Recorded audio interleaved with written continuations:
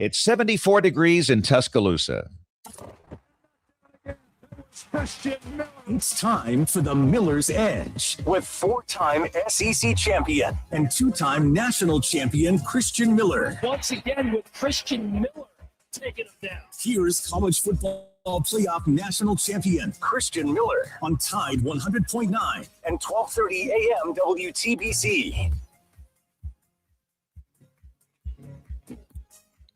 And welcome into this Thursday edition of the Miller's Edge, Tide 100.9, 12:30 WTBC. Hope you guys are doing well, staying dry. I know me and Chase were just talking about all this rain we've got, man. I guess we're on flood watch as well, so make sure you guys are paying attention to that. You know, when I used to have my big old trucks, Chase, I used to think it was a little fun kind of driving in the big puddles like that. Probably not the best idea to be doing stuff like that today if we were, in fact, on flood watch. So make sure you guys keep up with the weather on that. I know James Spann pops up in between shows and stuff like that. So make sure you tune into that. And that's why you listen to Tide 100.9. We'll keep you guys covered on not just sports, but any weather updates. And as I look at the weather, Chase, it looks like we're going to be pretty rained out for like a week plus, man. So I don't know. It feels like we're still dealing with some spring weather, even though we're in the dog days of summer. But it is what it is, man. We just, I guess, got to wear our coats and use umbrellas. Do you use an umbrella, Chase? I'm not going to lie to you, man.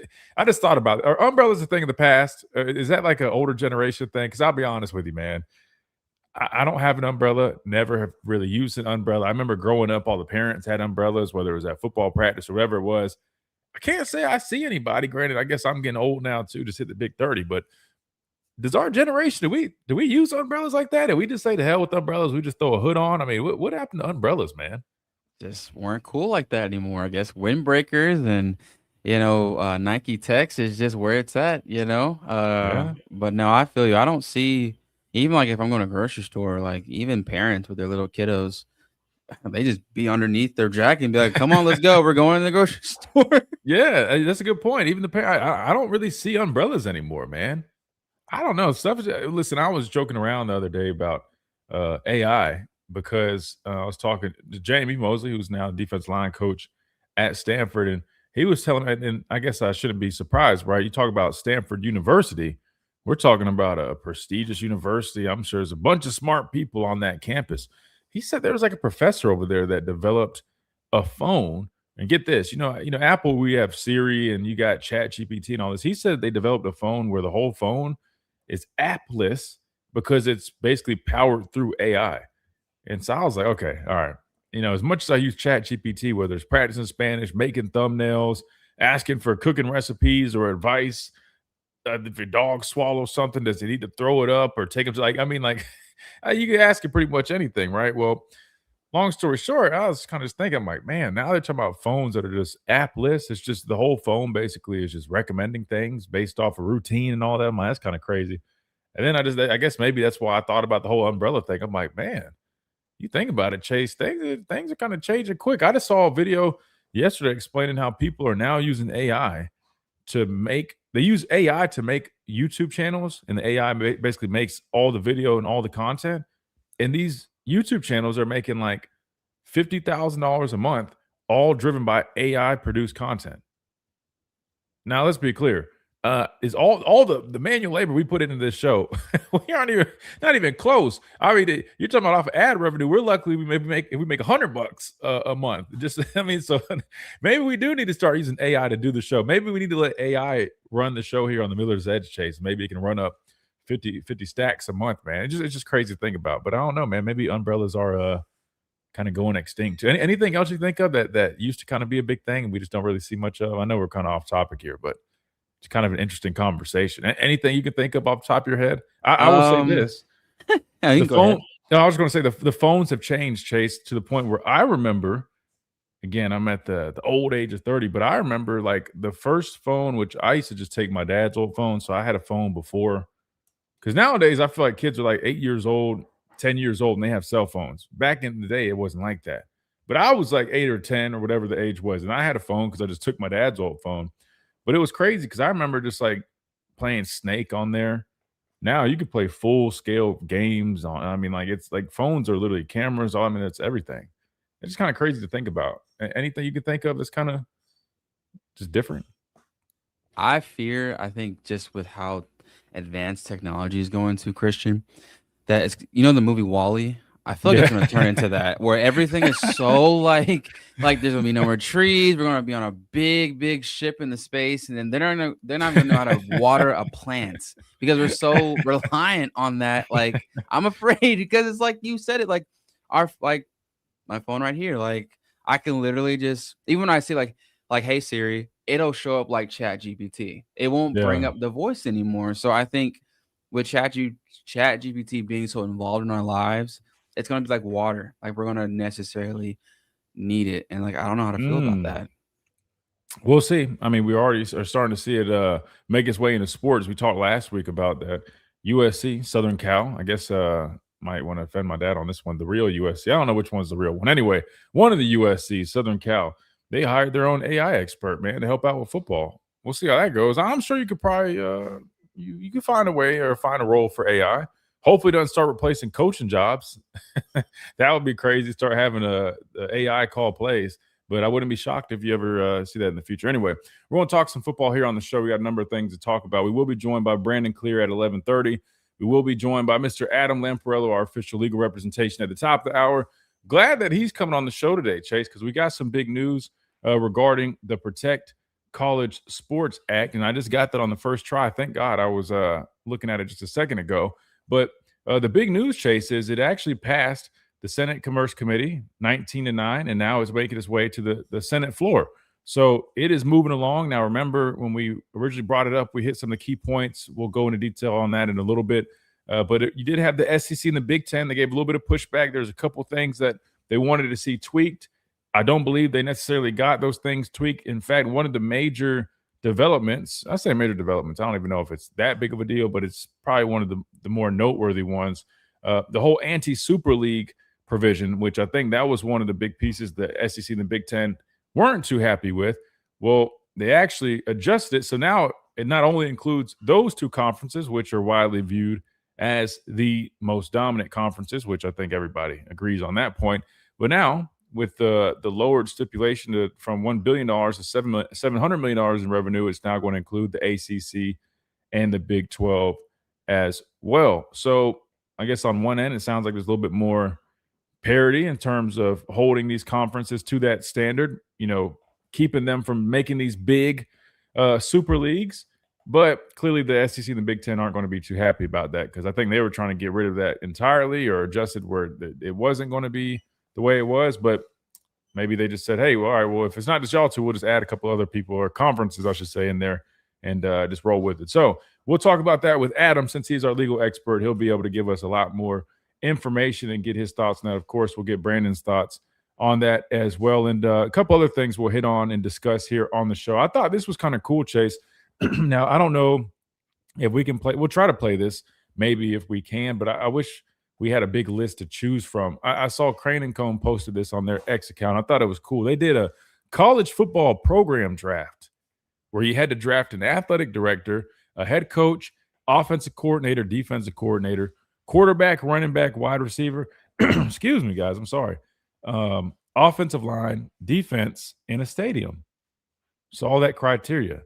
Now, that's a lot to cover. Now, we only have a couple of us, me and you right now, I guess, playing. I don't think anybody else in the studio with you today, but maybe me and you can go back and forth on a draft and kind of pick some of those things. Probably better if we played with more people, because it would be more challenging, right, to get really what you want. But I thought it was pretty cool. Of course, offense getting all the love, man. You got specific quarterbacks, running backs, wide receivers in the offensive line. Defense, just defense, which I guess is kind of how it always is. But I don't know. As a defensive guy, man, I'm tired of offense getting all the love. Maybe we'll have some fun with that. Plus, our guy Clint Lamb at Cover Crimson, he started doing his top, I think he said top 50 players, if I'm not mistaken. But he started with his top 10. He went ahead and dropped it. I know we'll talk with him next week regarding that, but maybe we'll go ahead and get a head start, Chase. Take a look at his top 10 players for this team and see if we agree with it, see if there's anything that we would tweak. Maybe we'll do that as well. So we got plenty of things to dive into, and, of course, we always encourage you guys to get in on the conversation. 205-342-9904 is the number to the program. If you guys want to call in, you're always welcome to join our streams at The Miller's Edge on YouTube, on X, same handle, on my personal X account at Christian Mill R, or the Tide 100.9 Facebook page as well. We got to hit a timeout. When we come back, we keep on rolling. We kick things off on this Thursday Blitz edition. Brandon Clear coming up at 11:30. Mr. Adam Lamparello at the top of the hour. And, of course, you guys, when you're ready to get on the conversation right here on the Miller's Edge, Tide 100.9, 1230, WTBC.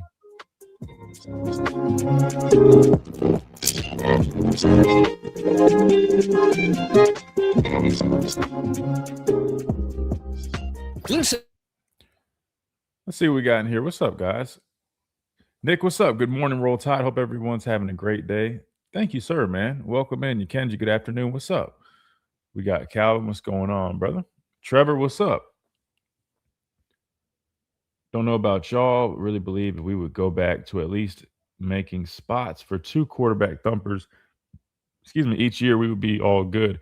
You mean like off-ball linebackers? Is that what you're referring to? Or when you say quarterback thumpers, you're talking about like edge guys?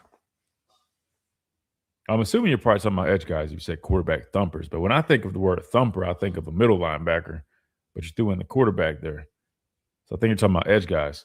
I think it all depends on your roster, man. I think that's always going to be most important. You know what I mean? Especially when it comes to navigating the new space. Which, I mean, there's a lot of talk about the way we're going about it. I mean, I've seen a number of people chiming in now because they released the latest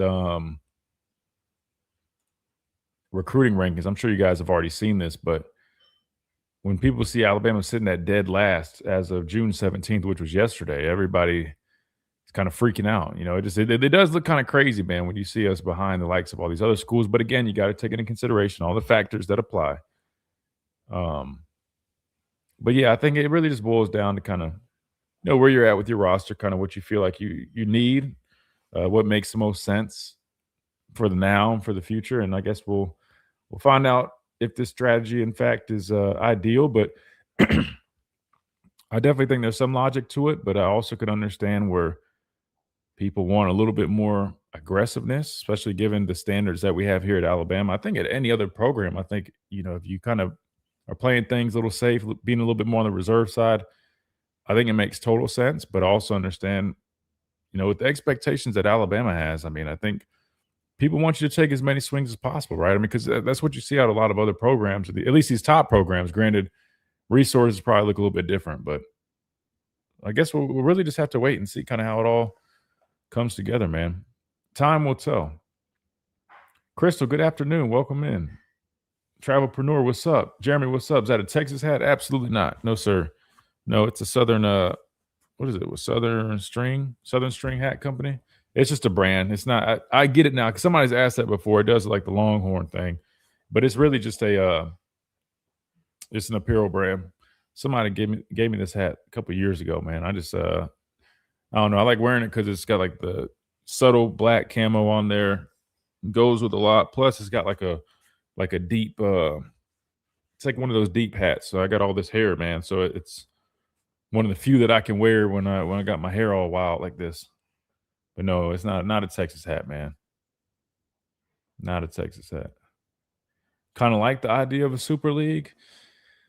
I mean, I'm sure there's pros and cons with it. Probably more cons, if I would imagine, but I'm sure we could probably weigh both. Feels good being 3-star U. Y'all are funny, man. Y'all are funny. I mean, again, we'll have to just wait and see how it turns out, man. Being the last every year in recruiting is not letting folks know our next move. Trevor says, trust in the KD strategy in regards to recruiting. Why? What other strategy has he introduced that is really a step forward? Real question. Well, I mean, whoa, I don't know what just happened with my camera. Okay, that was weird. Let me see. Trying to get the focus right. There it goes. I mean, to be fair, Jeremy, no, it's Trevor. I'm sorry. I mean, you back-to-back top 5 classes, the past 2 years. It's not like this has been, you know what I mean? So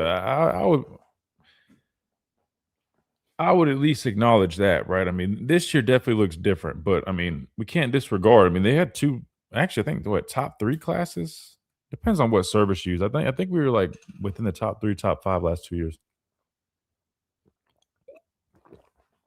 So I understand like they're not having many seniors. It makes sense from that regard, but I also just wonder, I mean, could it also be a little on the risky side, to be a little bit too reserved? You get what I'm saying? Like, because you just never know. I mean, just what if you don't retain, the guys that you anticipate retaining? It's worked the last couple of years, but just what if something changes and guys, see themselves out? And what if you don't have as many? I imagine there's going to be plenty of guys in the portal, especially with all the money that's being promised. It's probably not going to be able to be fulfilled. But just what if? You know what I mean? If it was me, I would still be a little bit more aggressive, even with taking a smaller class, just preparing myself, because I just feel like you're gambling a lot on the fact that on what you expect. And if there's anything we've learned by now, expect the unexpected. So that would be my only thing.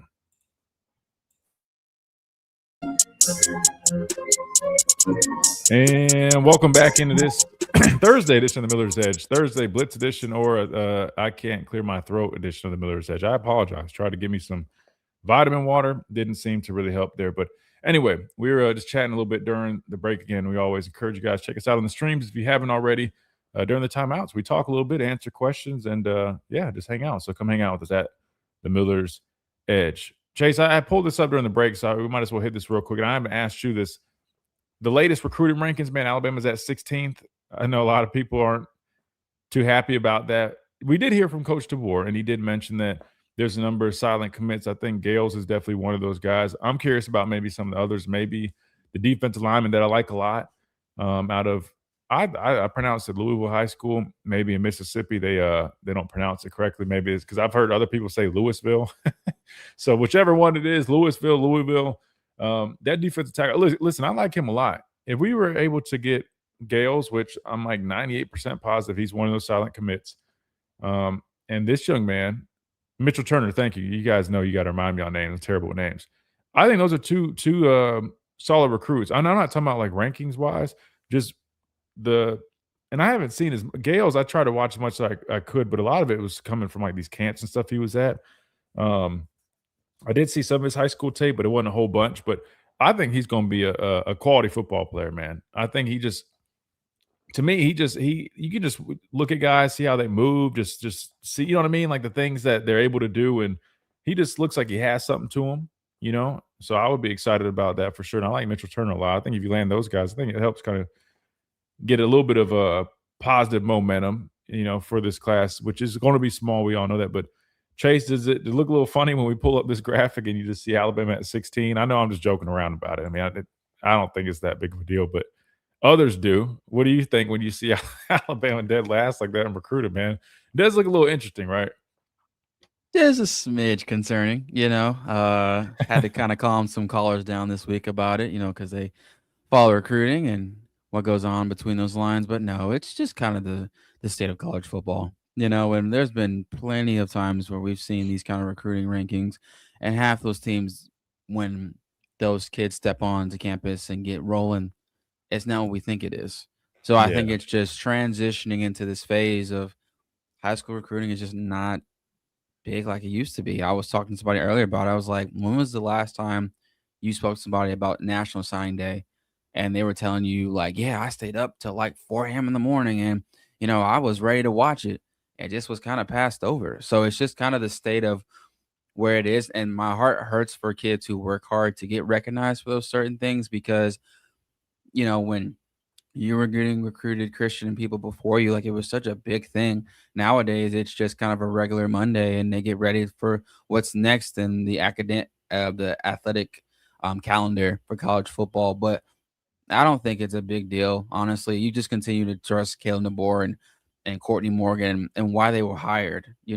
High school recruiting is not the whole thing to what Alabama football is. It's who puts on that uniform and who's trust to be on the offense and the defense and the special teams that makes it every Saturday and ultimately leads to the goal of winning a championship. So, kudos to all the other teams like Texas A&M and Oklahoma and Florida for having those spots. We got to give it up to them. But I'm ready just to see who can use that to their advantage because A&M, they can have all the money they want, but it's not translating, and they're having more question marks than answers. Well, I was going to say, and I think it's important that you really look at all the factors here because I got it pulled up here. And again, on three, I feel like it's the new, probably standard when it comes to looking at this stuff, I would say. And I wanted to look at the total, right? Because we all know, I mean, the total number of commits, the way they calculate it, it takes that into the equation as well as the average rating or ranking of each individual as well. But with Alabama sitting at 8 total commits, that is the lowest amount of total commits out of anybody in the conference, right? Uh, Oklahoma has a total of 25. They're sitting at number 2. Texas A&M is at number 1. They've got 22 total. The next, I guess, lowest would be South Carolina, who only has one more, and they're sitting at 9. However, I will add, if you go off of the average rating right now as well, that is currently the lowest out of any team as well. We're at like an average score or rating, whatever the term they use nowadays, 84.76. That is actually the lowest as well. So I'd imagine that part will bump up a little bit once they land or officially land some more of these players that are quote unquote silent commits. But I mean, like I said, I get both sides. I understand people being concerned, but also understand that they're pretty comfortable with where they're at as a roster. And that's kind of the route it seems like they're taking. You just got to just wait and see, right? I mean, I'm sure they have a better idea than pretty much all of us on the outside looking in, but we'll just have to kind of wait and see how that whole thing, I guess, it really works out. But we'll know more about that and other stuff coming up because we will talk a little bit about how this is really going to be navigated here shortly, Chase. Because remember, this bill is making some momentum, right? And a large part of it will include management of rosters, athletes' pay, all that good stuff. So we'll definitely be talking about that and how this could be affected. Because I'll be honest with you, man. The way we kind of go about things, I don't think it will come to I don't think this bill will affect us too much because I feel like the way we recruit, the way we manage things, I feel like we're very respectful of the process. We try to do it the right way. But these other schools, Chase, they might be in a little bit of trouble. You know what I mean? In terms of all these, because I've been hearing a lot of noise about a lot of checks that schools are writing that aren't going to be cashed. And that could cause a lot of issues when you think about the representation of these players that are expecting something. And then a couple months go by, and it's like, hey, man, so about that check that I'm supposed to be receiving, and it's just not showing up. But then what's going to happen once this bill officially gets passed, and then that might start putting some guidelines on things. There's probably going to be a lot of folks that aren't too happy, Chase, if I had to guess. So maybe I say all that to say maybe Alabama ends up getting the last laugh. People might be complaining right now about the rankings, but I don't know. Maybe they know something we don't, and they might be sitting there with the last laugh at the end of the day. Before we hit this timeout, I got to remind you about our friends over at Lamprella Law Education and Advocacy. Again, Adam will be joining us here at the top of the hour, but they are responsible for representing you guys in a first-class manner. And, of course, at affordable rates. Check them out today. Lamprella-law.com is the website. You can schedule a consultation. You can learn all about that, all the services that they offer, because it's not just criminal defense matter, NIL, or even academic misconduct, but also test-taking preparation, subject matter mastery, and, of course, that academic and career planning for high school, college, and graduate students. So check them out today, Lamprella-law.com. They're our official legal representation here on the show, and Adam will be joining us talking a little bit about this bill that's been passed and more coming up. But first, we hit this timeout. We come back. We're joined by Brandon Clear, former Clemson wide receiver, talking about this and more with him after this quick break right here on the Miller's Edge, Tide 100.9, 1230, WTBC.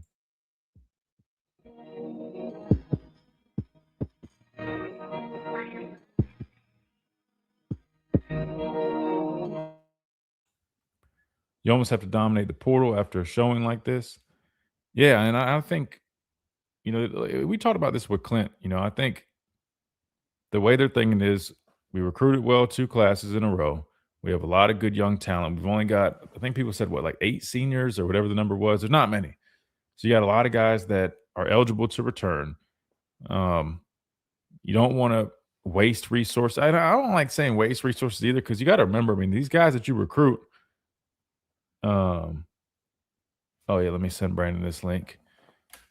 you got to remember that these guys that you recruit, man, I mean, they're going to be depth / hopefully, guys that you're developing for the future. But if it's somebody you don't feel confident that you're going to be able to retain over the long term, then it probably isn't worth it. But let's get Brandon this link. I think he's going to join us here on the stream.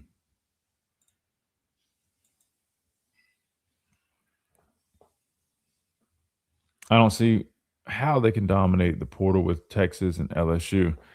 And that's something you also got to take into consideration. That's kind of what I was thinking, right? Like, I know the goal is to probably be very active in the portal. I don't know to what extent, right? I mean, and maybe they just feel like the way they did it last year, like finding guys that, for a little bit more of a budget is more ideal. But I guess we'll have to see, man. But I think that's probably the goal, is kind of fill the key areas of need. I just, like I told Clint, I will say, like, I have confidence that they'll fill holes, but I don't have the most confidence that they'll fill those holes with the best players available, if I'm just being honest, because we just haven't proven that just yet. We've proven to get guys to fill areas of need, but we're a little bit more on the resourceful side, it seems like. And I just feel like again, this is just my opinion, but to me, I think if you're Alabama and the expectations that you have, I mean, like, I just think you have to probably do as much as you can, like in your power, within your ability, when it comes to resource, all that, to put yourself in the very best position. That's all I would say. Especially knowing the competition, the teams within the conference that you have to face. I mean, knowing all the things that they're doing. You just don't want to find yourself in a position where you're trying to play it so smart that you put yourself at a disadvantage. But hopefully with this bill making some progress, maybe that helps kind of bring others back down to I don't want to say our level, because, again, we're not far behind, but you get the point. All right, let me see if we can let's get Brandon up here real quick. Brandon, can you hear us? Yes, sir. There it is. What's up, man? Hold on, wait. Let me zoom in real quick. Hold on, man. You got a Burberry shirt on, man? Man, something like, bro. Whoa, hold on, wait. Hold on. I'm like, the picture was small, so I was like, maybe, I had bad vision in my left eye. I mean, I'm practically blind in my left eye, so I had to use my good eye and look first. I'm like, it looks like Burberry. Let me zoom in, man. Come on, man. Hey, man, gotta show the preach how to stunt, bro. Yeah, Pastor got to learn something, man. Let's see where he's at. Let me see where he's at, man. Let me see where he's at. Let me see what he's got going. Have you had a chance to see any updates on the bill, the Protect College Sports Act? I did. I was tracking it this morning. It seems like they're trying to make some revisions, and I think the big piece is going to be the total amount. So I think one of the caps was supposed to be $700 million. Yeah. I think it's going to be hard pressed to get the SEC and the Big Ten to sign off on that, because in the Big 12 is really just Texas Tech, right? Any Texas team is going to have all that oil money just being funneled in, and it seems the Big Ten is benefiting from it. So, yeah, it's tough, man. I think that, again, you don't want to mirror too much of the NFL, because then you just become a copycat league in a sense. Mm-hmm. But in my personal opinion, I think that the NCAA or even the college football would really benefit from having the NFL involved in some capacity, because I think because they're a feeder league. So the two of them should be working together. They have some type of agreement in place. I would have the NFL involved. That's just me. I think they put out a little bit of a statement, if you will, in support of this. Oh, man. Also, yeah, also the NFLPA and the NBAPA. So, I mean, it sounds like they're on board with. I don't think they mentioned anything that they felt they, I guess, didn't agree with, like the Big Ten or SEC. I think they just said that they think it's important because they mentioned that, with these are the future athletes, of our league, or something along the line. I'm paraphrasing, but yeah, it sounded like they're in support of it. But let me bring us back real quick. We'll talk about it. Yep. And welcome back into this Thursday edition of the Miller's Edge, Tide 100.9, 1230 WTBC. Now we're joined by Brandon Clear, former Clemson wide receiver, Mr. Burberry himself in the flesh. He came on here stunned today with the Burberry shirt. Brandon, welcome in, brother. Hey, appreciate the Miller's Edge fans for having me. Always great checking in on a Thursday. I'll call you Burberry Brandon today, man. That's only right I do that. Hey, listen. I'll roll with it. We were talking a little bit about this Protect College Sports Act that has officially passed the Senate Commerce Committee, 19-9. Now it's going to head to the Senate floor, so it's gaining some traction. I know the Big Ten, we were talking about this, Big Ten SEC posed a little bit of what they were initially going for.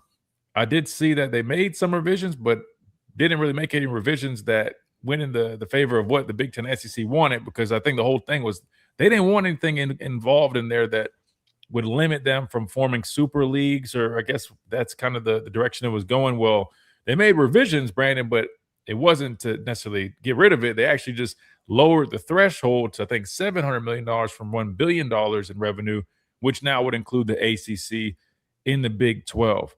From what you read up on that, I mean, what is the significance of that I guess that revision now, including those leagues? I mean, so they still are trying to make it so legally you can't form a super league, which I would assume. Let's start here. Do you think that's a good thing, or do you think that's bad? That obviously I don't think we need super leagues, but when it's legally there, that's a little bit of a, I don't know. It feels interesting when you get like the legal side involved. You know what I mean? Like it's kind of like, hey, legally you said you can't do this. I almost feel like that's where people get a little gun shy there. Well, it's tricky. So when you get the government involved, they have to look at it from the broader picture. You can't have a monopoly on a business. And so the NCAA, that's why the NCAA just, again, is folding. They had a monopoly on athletes generating funds, but they didn't have to pay them. That was the whole premise of the organization, right? Where you and I were trying to figure out how we're going to eat, and they're just giving us, chump change.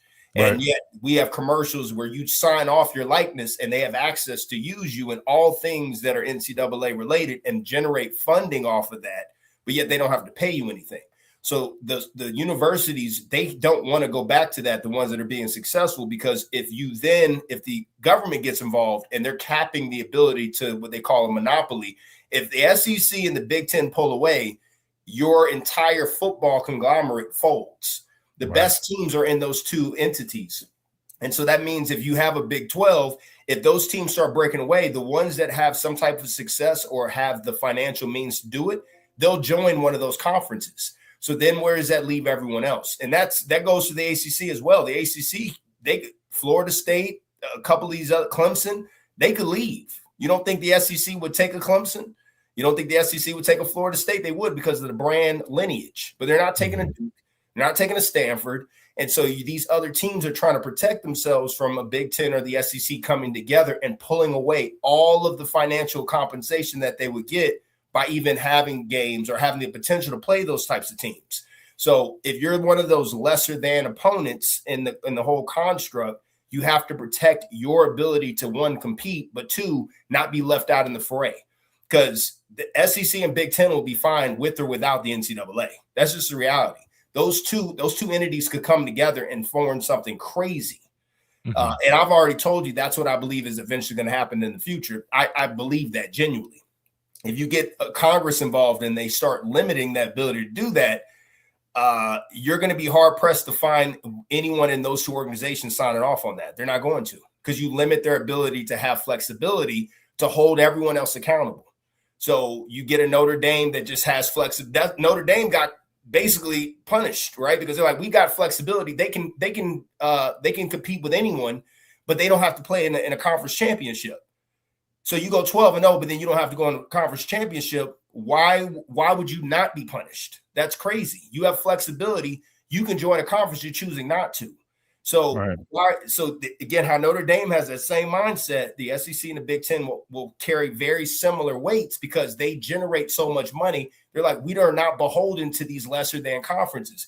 They're beholden to us. Now you're trying to strip our power to dictate how this thing is going to go. So it's a bigger picture, but those two entities are going to be the ones that are going to be driving some of this. And if they don't allow them to do it, it's not going to work. But do they have that power, Brandon? I guess that's my question. I mean, because this is kind of already, I mean, this is a bill that's, making its way to the Senate. And I don't know. I mean, here's a statement that was put as a joint statement from the Big Ten and SEC. It's kind of crazy. You're talking about two entities and conferences that seem like we never can see eye to eye on things. But with this whole deal, we're best of buds. They put out the statement that reads, from the outset, we identified a set of essential revisions to the PCSA necessary for the long-term sustainability of college athletics. We have worked with both majority and minority staff to advance those revisions, which focus on better supporting student athletes and stabilizing the college sports environment. We continue to believe revisions are needed to secure our support for the bill. Despite our sustained engagement and good faith efforts, these critical revisions have not been accepted. We are encouraged that several Commerce Committee members share our concerns and support these recommendations. We will continue working with stakeholders to ensure the PCSA delivers meaningful protections for student athletes and lasting stability for college sports. They mentioned the stability and protection for student athletes, Brandon. Are you buying that? And you mentioned that you feel like that's kind of what's in the future, that eventually there will be a super conference or these two big conferences breaking away. Is that good for the sport, or do you feel like that's okay if that happens? And I know we're talking about getting the government involved. I also feel like you don't want them having too much control over things, because I feel like that's a little bit, I guess, worrisome as well. So where is that proper balance, I guess I'm asking? So everything that's happening right now it's in a power vacuum. You got the players, in my opinion, have too much power. I know that's probably controversial. They have too much power. You should not have unlimited amount of time to transfer, because then you hold your organization in a tight spot where you remember Washington's quarterback was trying to roll over to Miami, and Washington said, we're going to sue you. You're going to pay us the money back. That's the type of things. But what happens if you're suing them and then Texas is like, don't worry, we'll foot the bill? That's what, and again, that's happening, right? So then the power with the athletes is too much. And then you have the universities trying to pull back some of that while also creating in their minds parity. Parity will never exist, because what will ultimately always outweigh the financial compensation that maybe one or two players get are who's getting me to the NFL. And, again, Indiana is an outlier in that, in my opinion, because they've been doing well these past couple of years. But I also believe some of their success has been a benefit of the transfer portal, where he took his entire team over. So they had a continuity, and he was able to fill in certain pieces with maybe some, one or two elite players that could really take his organization over to another level. So Indiana is not consistently putting out NFL talent. But when you say a Texas, when you say Alabama, when you say a Michigan, these teams put people into the NFL. So just because you're paying all this money doesn't mean that player is going to stay. The player will take the money, and then they'll go back to an organization or go to an organization that's going to help propel them to the next level. That's where this whole thing kind of gets convoluted, and where some of these teams are looking to get a built-in protection from losing the talent they're investing in for the teams that are actually going to put them in the best position to get to the NFL. So everyone is vying for this power that is really, to me, I think it's everyone can have some form of it, but it creates this chaos, and you have these different parties looking for different things, and then you lead to an expansion. You're going to 24 teams. We don't need 24 teams in a playoff. Then you're going to go to 32 teams. It's just, it goes to this whole point of where how much the schools are like, how much money can I get from these players, because they're not loyal, but we can still make money. And then you have the players saying, I'm not necessarily loyal to the school, I'm loyal to the dollar. And then I'll worry about development once I collect the paycheck. Then you have on the other side, on the outside, the NCAA is weak. They have no power. They're a non-factor. So now they have to run over to Congress. And you don't think this is Christian? This is the real question. When Congress gets involved with something, what are they looking for? Money. So then the question you got to ask you, why are they so invested in this? Like, it's about the kids. They don't give a damn about no kids, bro. They're like, where are our coffers? Where we get money, right? If you're the SEC, that's the question you have to ask. So it's Ted Cruz and a couple of these other folks that are really pushing it. My mindset was never like, oh, they're doing this a betterment for the sport. They want to really. Saban may have that mindset. These people are like, there's money to be had here. How can we get money? And really, the next question that, to me, if I'm the government, I'm like, how can we tax this? How can we get compensated to make sure we're investing time and energy to pass a bill? That bill's gonna come with money. So what money can I get from this athlete? What money can I get from these universities for me to feel encouraged to pass a bill? So that's how you have to, when you see the voting, look at the voting patterns. And certain people will tell you that there's money involved with the voting. It has nothing to do with the betterment of NCAA involvement. It has nothing to do with the betterment of student athletes, universities. It's money. So now they're like, why is Congress get involved? Because there's money and power involved. They don't get involved with anything that doesn't come with a dollar sign. So they want money, and they're going to get it. They're going to get it. If they pass this bill, there will be money to be had. And so that's why you see, again, NFL may have all this power, but guess where they're always at? The White House. Well, I was about to say, and I don't know if you've seen this, but they've I feel like they've kind of gone after the NFL a little bit, or they've kind of teased at it, given that they've mentioned similar things about the NFL making all this money and the streaming deals. I know there's been a lot of talk about that, which, to be fair, that actually will help the consumer out, because let's just call a spade a spade. It is ridiculous nowadays. You have to have a subscription for this service. Like even the NFL, just using them as an example. I mean, you got to have a red zone package. You got to have Amazon to watch Thursday night game. You got to have Prime, YouTube TV. I'm like, it's getting ridiculous, man. So to be fair, on that front, hey, man, they need to step in and do their thing. Go ahead, man. Help us out, man. We ain't trying to pay all these subscriptions. Man, I already got Smitty on my tail about YouTube Premium on top of all the other subscriptions that we already have. But Christian, from the NFL's perspective, guess what you're doing? You're still paying for it. So look, the onus is on the consumer. If you stop watching something, guess what's going to happen? You change the behavior. But they know that about people. No one goes into any business realizing that if I can control people, they might gripe and whine, but guess what? If they're still opening up that pocketbook, I'm winning. Yeah. So Amazon is the same way. They're monopoly. Guess what? On Thursday night, where you at? The game started. We don't have a choice. You don't have a choice. But that's the problem, though. They don't give you a choice, man. I don't know. That's a little bit above. Yeah, they give you a choice. Don't watch. But come on, man. But when you host a sports show, you gotta have the subscription. You gotta watch. I got a Burberry shirt on. Guess what I didn't do today? What's that? I didn't gamble. I didn't go and buy lottery tickets. I chose to put my money in investing in a shirt that got a compliment from D. Christian Miller. Hey, there you go. I could have a T-shirt on and put however much, I'm not going to stunt, but however much the shirt costs and go over to get a lottery ticket. I made a choice as a consumer. I decided to buy this shirt, but some people feel like there's more benefit of buying lottery tickets. The consumer is always right. Sorsby? Yeah, right? And they pay Sorsby to go away, bro. They pay him to go away. Well, let me ask you about that, because I haven't got a chance to get your thoughts since the big crazy turn in this whole saga happened, which was we went from like the day before discussing, hey, Texas Tech, the attorney general, man, then threatening to sue everybody that tries to take action against Texas Tech.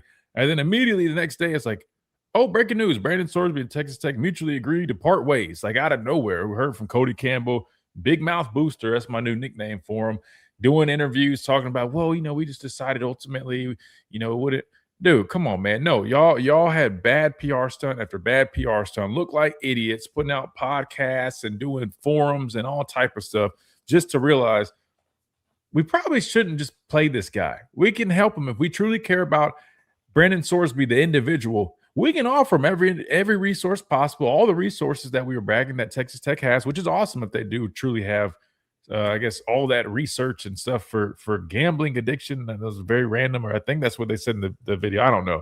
But you can do all that without saying, hey, this kid is going to march out on that football field after a 2-game suspension, given the fact that he bet as much as he did. That being said, how do you view that whole situation? I mean, do you feel like that was a win for college football? I know some people are saying, hey, finally, it's like a sense of relief.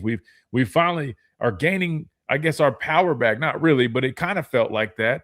Did you kind of get that sense with the whole Sorsby situation? I guess the follow-up, Brandon, is how do you feel like it turns out for him?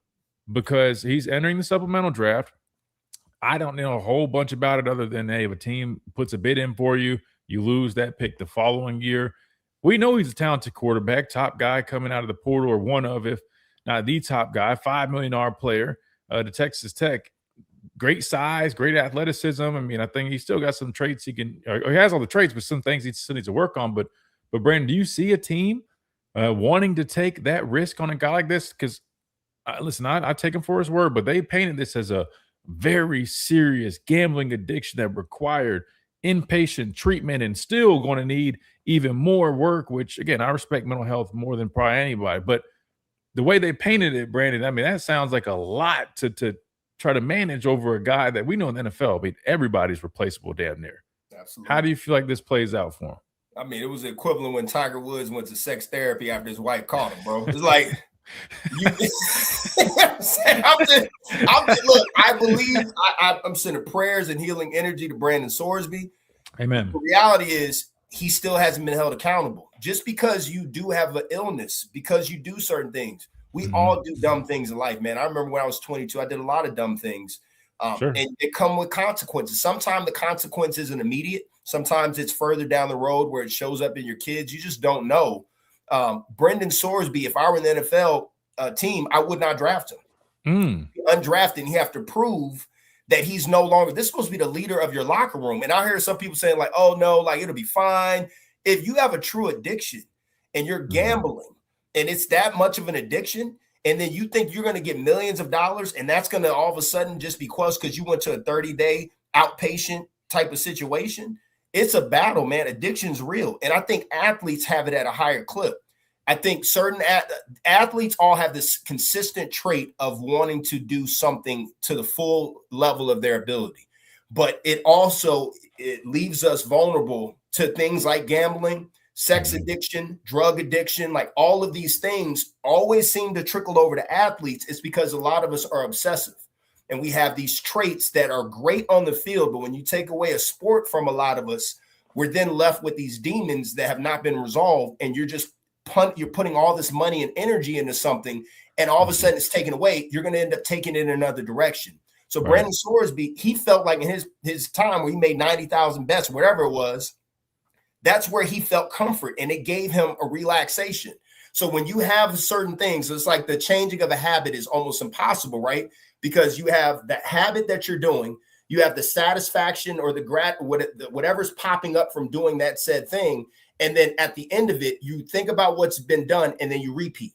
So you can't change the habit immediately. You have to find something to supplement that.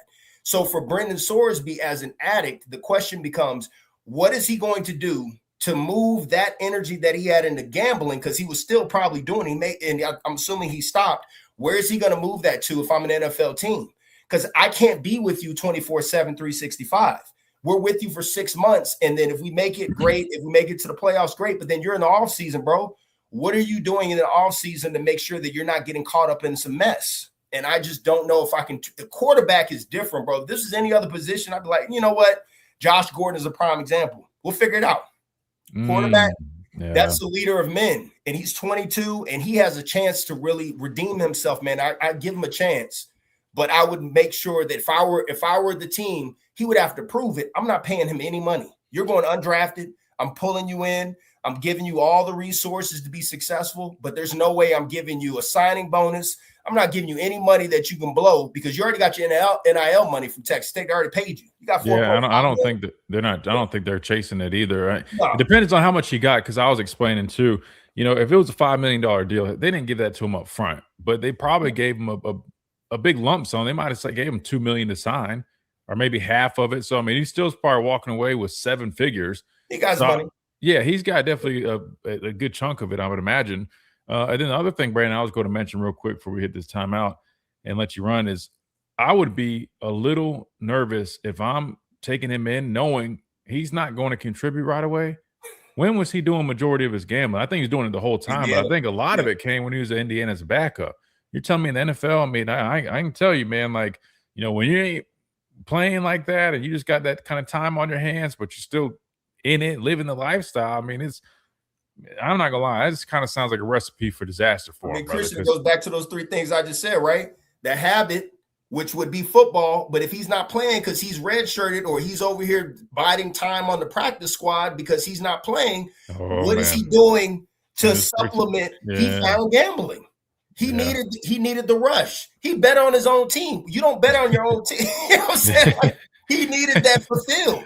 So look, someone else may have used sex as a supplement for that. He used gambling. So his gambling addiction is something he started, and it's not going to stop just because he gets in the NFL. It's going to get worse when he's sitting on the bench, biding time, waiting to be the man. No classes. I mean, you trust me, man. I'm just I ain't gonna saying, lie to man. you. You got plenty of time on your hands and plenty of resources available. I would be a little, I'd be a little cautious if I was. You talking about Deshaun Watson, Brandon? here You talking about? Hey, why you bringing up Clemson stuff, man? I mean, you said some players use sex and massage therapy. Does that fit into your? You know what I mean? Hey, let me. Wow. Your trapezius muscles are very tight. Hey, man. I'm sure Brandon's all right. His traps are tight with that nice burger. He's got a lot of money on his neck, so I'm sure his traps are. Pastor said something real, bro. Deshaun Watson's a prime example of that. That offseason came. What was he supplementing that time with, bro? Being a creep. And I'm a Clemson grad. I can call him spade.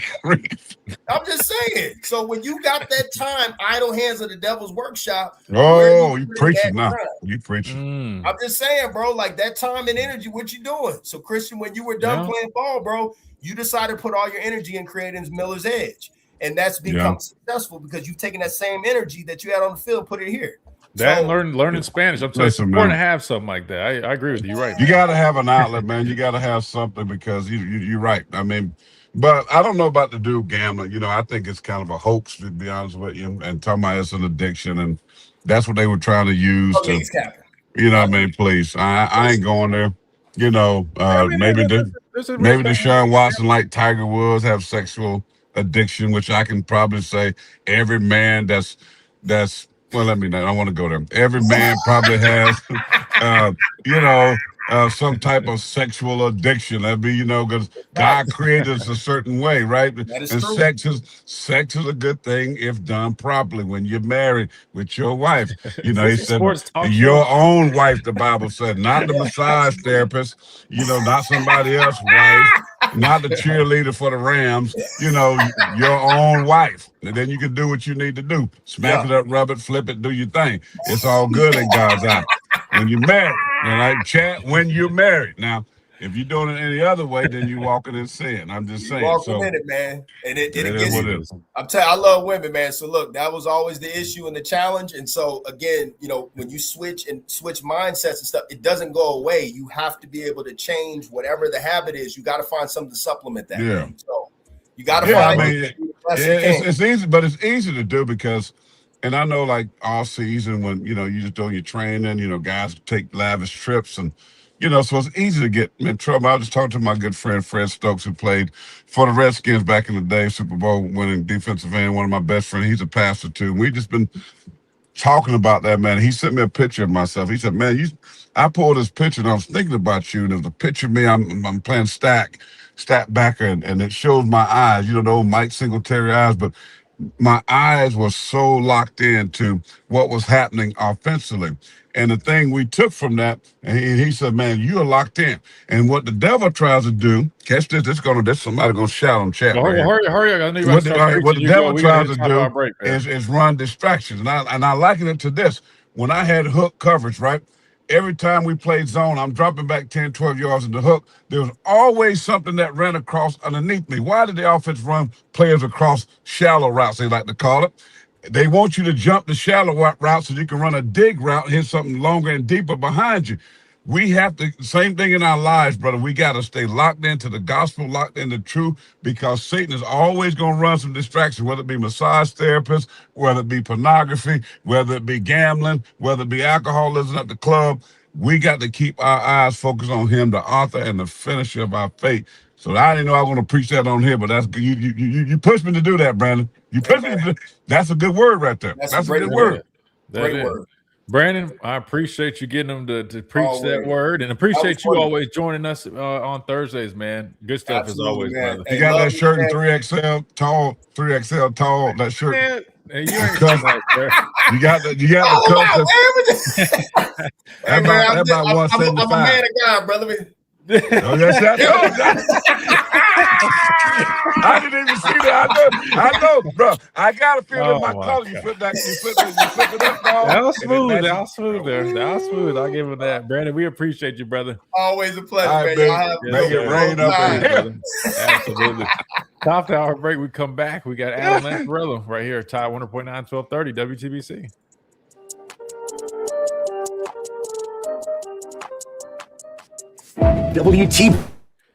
My bad, Chase. My bad, man. You know, they get to cutting up, man. They get to cutting up, and we ain't going to get out on the break until Hello, Chase. 5. Yeah, Chase behind the glass. We got Mr. Adam Lamparello who just joined us, too. We got the whole crew here. Let me put Adam in the middle. Whoops. What's going on? What's up, Adam? Hey, guys. How you doing? Good, man. Can't complain. Can't complain. Another rainy day here. Corey, I wanted to tell you that ever since I went to that event in South Carolina, I am now an official cigar smoker. And I love it. Nice. Yep. You done rub that bad habit on to Adam, man? I welcome it with open arms. Hey, it's a relaxing thing, man. It's a very relaxing thing. Hey, how does that not count as what you just were talking about? Does that not count? It's not a mind-altering thing. It's just No, relaxation. I'm saying you were just talking about the gambling, all these other addictions. The cigar smoking is nothing wrong with it unless you are. That's that. How does that? No, if you're overindulging, no, it's not the same. Stop! Don't be throwing no devilish quotes in there. Wait, what? No, I'm saying it's something that keeps you going to it though. Is that not the same? No, it's not the same. Huh? What'd you say, Adam? You should try it. I know I have. He used to smoke cigars. When I used to come, him and Jamie Mosley, all those players would go to R9 Cigars. Yeah, no, and he been with me numerous times on that smoke cigars. But here's the difference, though. Once in a blue moon is different than regularly doing it. Not to mention, I will say, I used to chew tobacco. I used to dip all the time. If I didn't have it, I had a bad attitude. And that's nasty. No, okay, but smoking a cigar 24/7. I mean, dipping at least you ain't. It's not invasive. There's an elegance that comes with cigar smoking. Well, I wasn't dipping for elegance or to look cool. I was doing it because I use a little nicotine to kind of just give me a little boost here and there. Or sitting in a meeting room or sitting in a deer stand or on a boat, it just kind of just gave you a little spike of dopamine. It's kind of got you a little, sit up straight. Somebody said you can get a cannabis cigar. No, I don't do that. That's Calvin. That's mine altering. I found out what Calvin was. He always says make Alabama green. I'm over here thinking he's talking about protect the environment. Talking about weed. Yeah, man, come on, Calvin. We ain't doing that crap here, man. We're athletes, man. A lot of athletes smoke weed.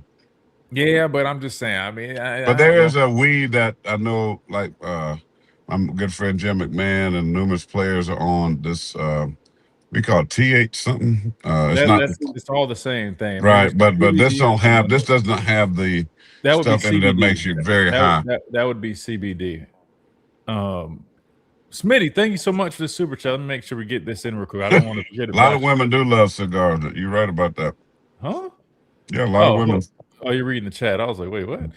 Smitty says NIL is pay for play, so why is it the fans' responsibility to pay players? The school and conference should be cutting those checks. Nice shirt, Baron. And that was a clean shirt, man. I did like that shirt. Yeah, that shirt was banging. He is right, though. I mean, I don't think it should be all on the players. 100% agree with that. Or excuse me, on the fans. I 100% agree with that. But Adam, speaking on this topic, have you had a chance to view, or I guess review some of the latest with the Protect College Sports Act that was officially passed in the what was the term called? It's moving to the Senate floor, but if it passed this first phase, yeah, there's some revisions on there. I was going to ask you about some of that, kind of get your thoughts, and maybe you can dumb some of that down for us because I had some questions regarding that. I feel like that's probably why Smitty was mentioning this, because I think it has something in there about like the revenue share stuff or the paying players piece. So we can talk about that. But NIL, well, let's be clear, Smitty. NIL is supposed to be name, image, and likeness, and that would be on behalf of businesses, companies, fans or boosters if they own a company or they want to work with a player. That true NIL would actually be the responsibility of business companies / fans buying jerseys, autograph sessions. So that actually is supposed to be NIL is supposed to be fan responsibility / businesses, and then revenue share is supposed to be on the school and conference. But I get what you're saying. The way it is now, it's kind of flipped, which it should not be that way. But thank you so much for that super chat, Smitty. What was I going to add to that?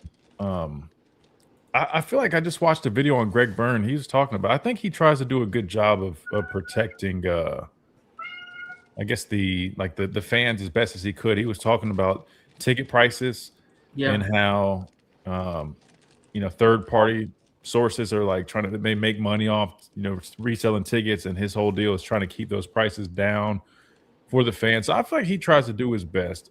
And maybe Smitty's referring to Coach DeBoer saying like he made the kind of call to action a little bit, not necessarily, but just saying obviously, more resources is always helpful. We need as many people as possible. But I'm just kind of sick of that whole thing. I mean, to be honest with you, I'm with Smitty on that. Granted, how do you feel about Alabama dead last in recruiting? We talked a little bit about that earlier. I'll ask Adam his thoughts on that. Listen, I think it makes total sense. We pulled it up for people that keep up with recruiting. They should know and understand this, right? The number of commit. No, you're laughing, but hear me out. The number of total commits is a large piece of that, right? It's a big factor in determining rankings. So when you look at Alabama, who's taking a smaller class and they currently sit with only 8 recruits total, they're already going to be behind the 8 ball. But when you do look at the average rating of these players, that also is dead last. So it's kind of both. They're behind them. That being said, I've always said this. It's a little bit of both. I think part of it is calculated. They're not taking many players. We know that. But I think they've also swung and missed on some guys. And whether that's just because they don't want to overspend, whether that's because they're just having a hard time right now with some of these guys that maybe they were thinking they would be in play for. I think it's a little bit of both there, but ultimately, I think we just have to wait and see kind of how their approach ends up. I think Bama is on the luster is slowly like the hourglass. I really do. I think they're behind. I think they don't have the same luster no more. They can't use championships. They can't use all this other stuff. Even former players, or the thing that used to give them a very clear advantage over other colleges with money now in NIL and transfer, they have fallen below the line, and so that's real. And I think they should be a natural concern there, and they got to find a way. Either that's why they're asking for money. That's why they're asking for fans to donate more, because they got to find some kind of way to gain that advantage again. You know what I'm saying, Adam? They got to find a way to be able to if they can't compete, if championships is not the thing 5 stars, first round picks, all the things that they used to love to sell. If that's not doing it, and money is the thing that's really doing it, then they got to go find it. Unfortunately, through the school, they're only able to give so much through the booster clubs and all of that. Then the fans got to be able to make that difference, or former alumni that own businesses that's doing other kind of deals. They got to be able to make some kind of difference to get them up to speed, where they can compete with LSU, who's got an open checkbook, Texas Tech even, A&M, all these schools, South Carolina spending crazy money. I mean, because now everybody's looking at that. Well, Indiana did it. Why can't we? That's what's happening right now. And welcome back into this Thursday Blitz edition of the Miller's Edge. Tide 100.9, 1230 WTBC. Very fitting, man. We got a whole party going on here. Had Brandon Clear. Now we got our guy Adam Lamparello of Lamparello Law, Education, and Advocacy. Lamparello-law.com is that website. You can get all your information, plus schedule a consultation. Learn more about what they do, whether it's criminal defense matters, academic misconduct, NIL situations, or even all those services like academic and career planning, test taking, preparation, subject matter mastery, all that good stuff right there for you at lamparello-law.com. And of course, the YouTube channel where they post free legal advice at Lamparello Law on YouTube. But now we're joined by Mr. Adam Lamparello right now on the show. Adam, welcome in. Thanks, Christian. Great to be here. Absolutely. Lamparello, baby, what's up? I am the new cigar smoking Lamparello. So you got to. So Adam, when during the season when I'm on here more regular, then we got to have Reagan give us a cigar of the day that's free that he'll ship out then you and I will smoke it together while we're on the show. Absolutely. I was about to say, R&R Cigars, man, great friend of ours here, partner on the show. Use that code Miller's Edge while I'm thinking about it, Adam. Feel free to use that code. Get them from R&R. I was about to say, we'll have to get you to meet Reagan. I think you like Reagan a lot, and R&R is great. Y'all kind of used to, when he had longer hair, they kind of could be kind of like homies, twins. I feel like they hit it off. Yeah, I'm happy to report too that Alabama should recruit me because my vertical is now 14 and a half inches, and I benched 100 pounds 5 times. Dang! Listen, Adam. Adam stuck with it. You need to get him to keep his routine going with it though, because I remember both of y'all started around the same time. I'm getting ready to get back in, and I just got to get through the summer. I got a couple more events, and then I'm done, and I'm all in, brother. I'm all in. Maybe we'll let y'all compete since you're the big competitor. No, I just like pushing. I'm like a friendly competition. I'm not saying I'm saying a friendly competition. Y'all that might help y'all might be able to help each other out. That's all I'm saying. Maybe y'all can kind of compete about going to the gym and doing something. Well, I also ran the 40 in 6.5 seconds. I've got a 6.5 40. One of the worst in the country. Wait. So you ran a full 40-yard dash? You stretched and stuff before, right? Because I'll be careful doing that, Adam, because you don't run like that frequently, man. You got to be careful, man. I know, and I have a bad knee, so that contributed to that absolutely abysmal, worst in the country 40-yard dash. Well, to be fair, I feel like there's probably some linemen that are around that range. So I mean, it's not the worst I've heard. I don't think. I think I've probably heard of a little worse, maybe at some point. But hey, fair enough. Good for you at least getting out there and doing it, man. Maybe we'll. You need to sign up and come do that. I think Alabama does something where they let people do bag drills. Maybe you can do that next. You can use all this training to come show out with all the other Alabama people that do that. I would prefer. I want to try to cover Ryan Williams and see how that goes. Well, Adam, I love you, but you can't cover Ryan Williams with a blanket, bro. I'm just kidding.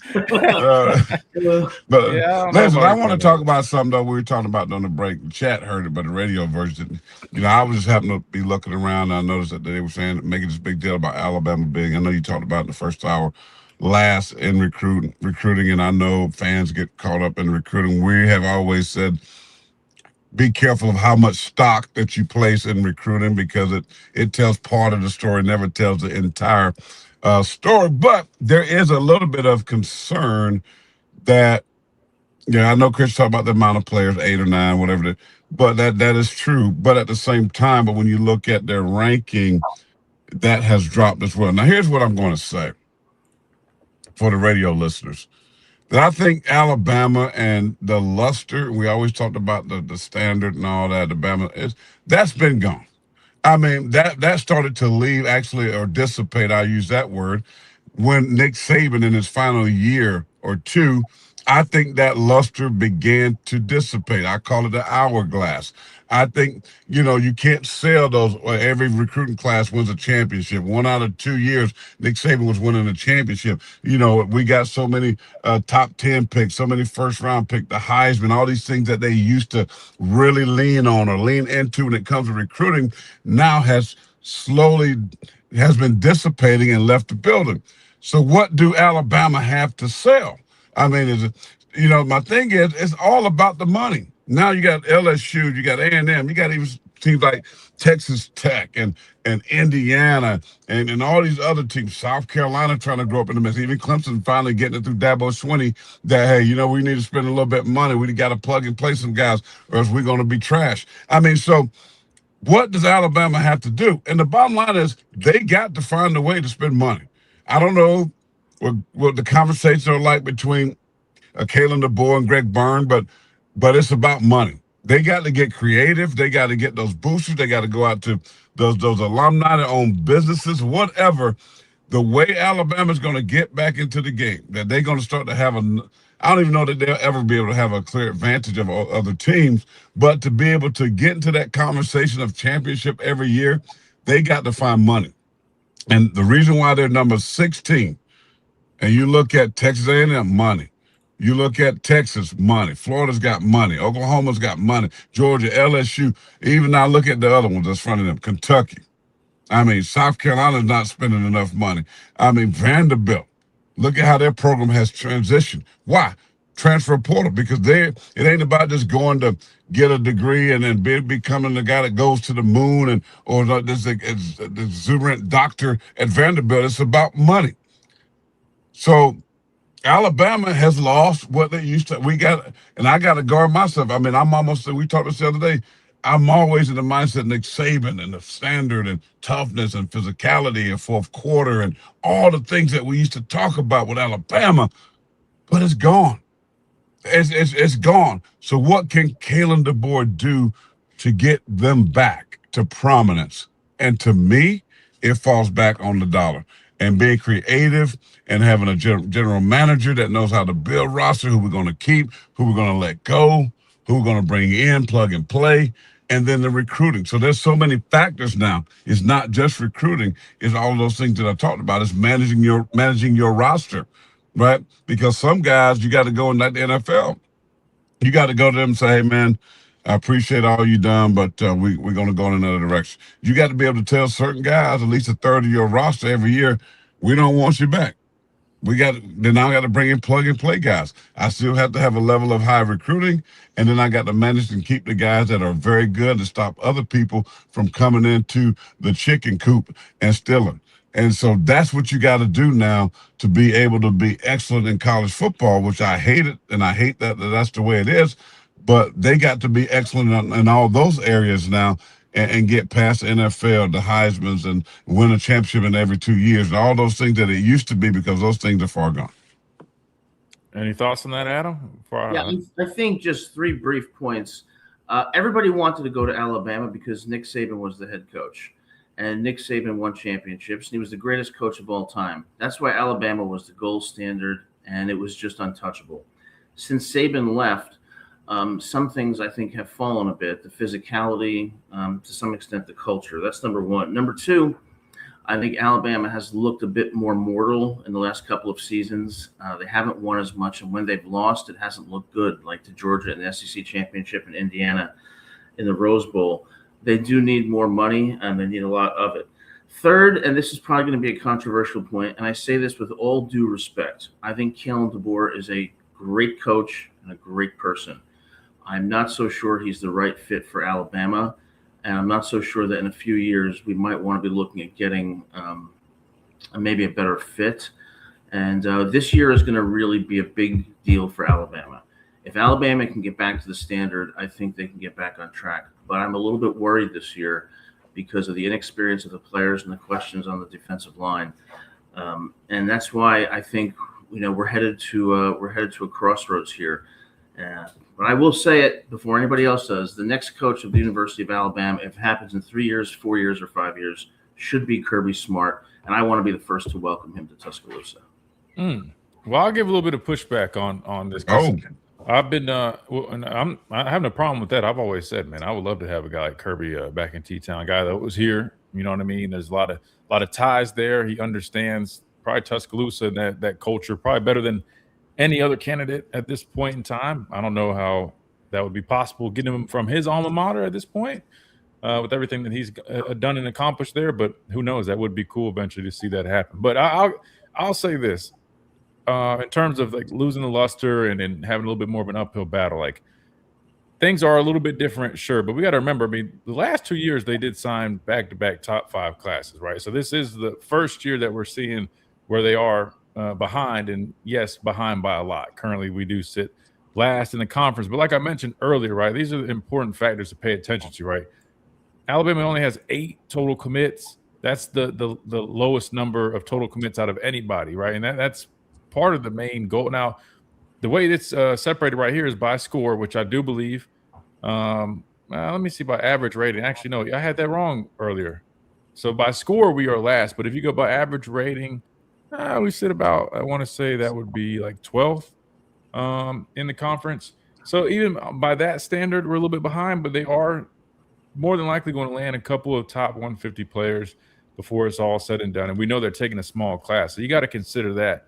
That being said, I don't think it's necessarily they don't have the money. I mean, Coach DeBoer just said recently that they're pretty aggressive when it comes to that stuff. I think it's a choice that they don't want to overpay. And you're talking about roster management. I think that's their mindset right now.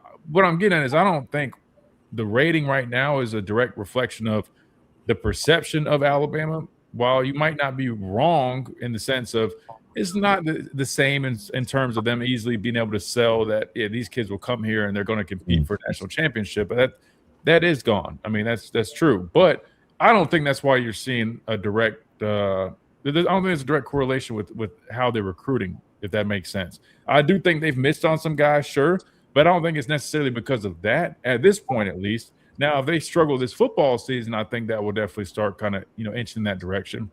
However, I think it's just truly more so they only have a certain number of slots that they're going to have open for guys to commit, and they're not looking to overpay guys right now, given how young the roster is. I mean, I only think we have like 8 seniors total, and you plan on having a lot of those guys back. Now, what I did say earlier is, while I do understand being a little bit more reserved in that regard, I do wonder, though, if you got to be careful it doesn't backfire, because you never know what can happen. I mean, you can always plan that you retain a whole bunch of those guys, but if we've learned anything in college football, is to expect the unexpected.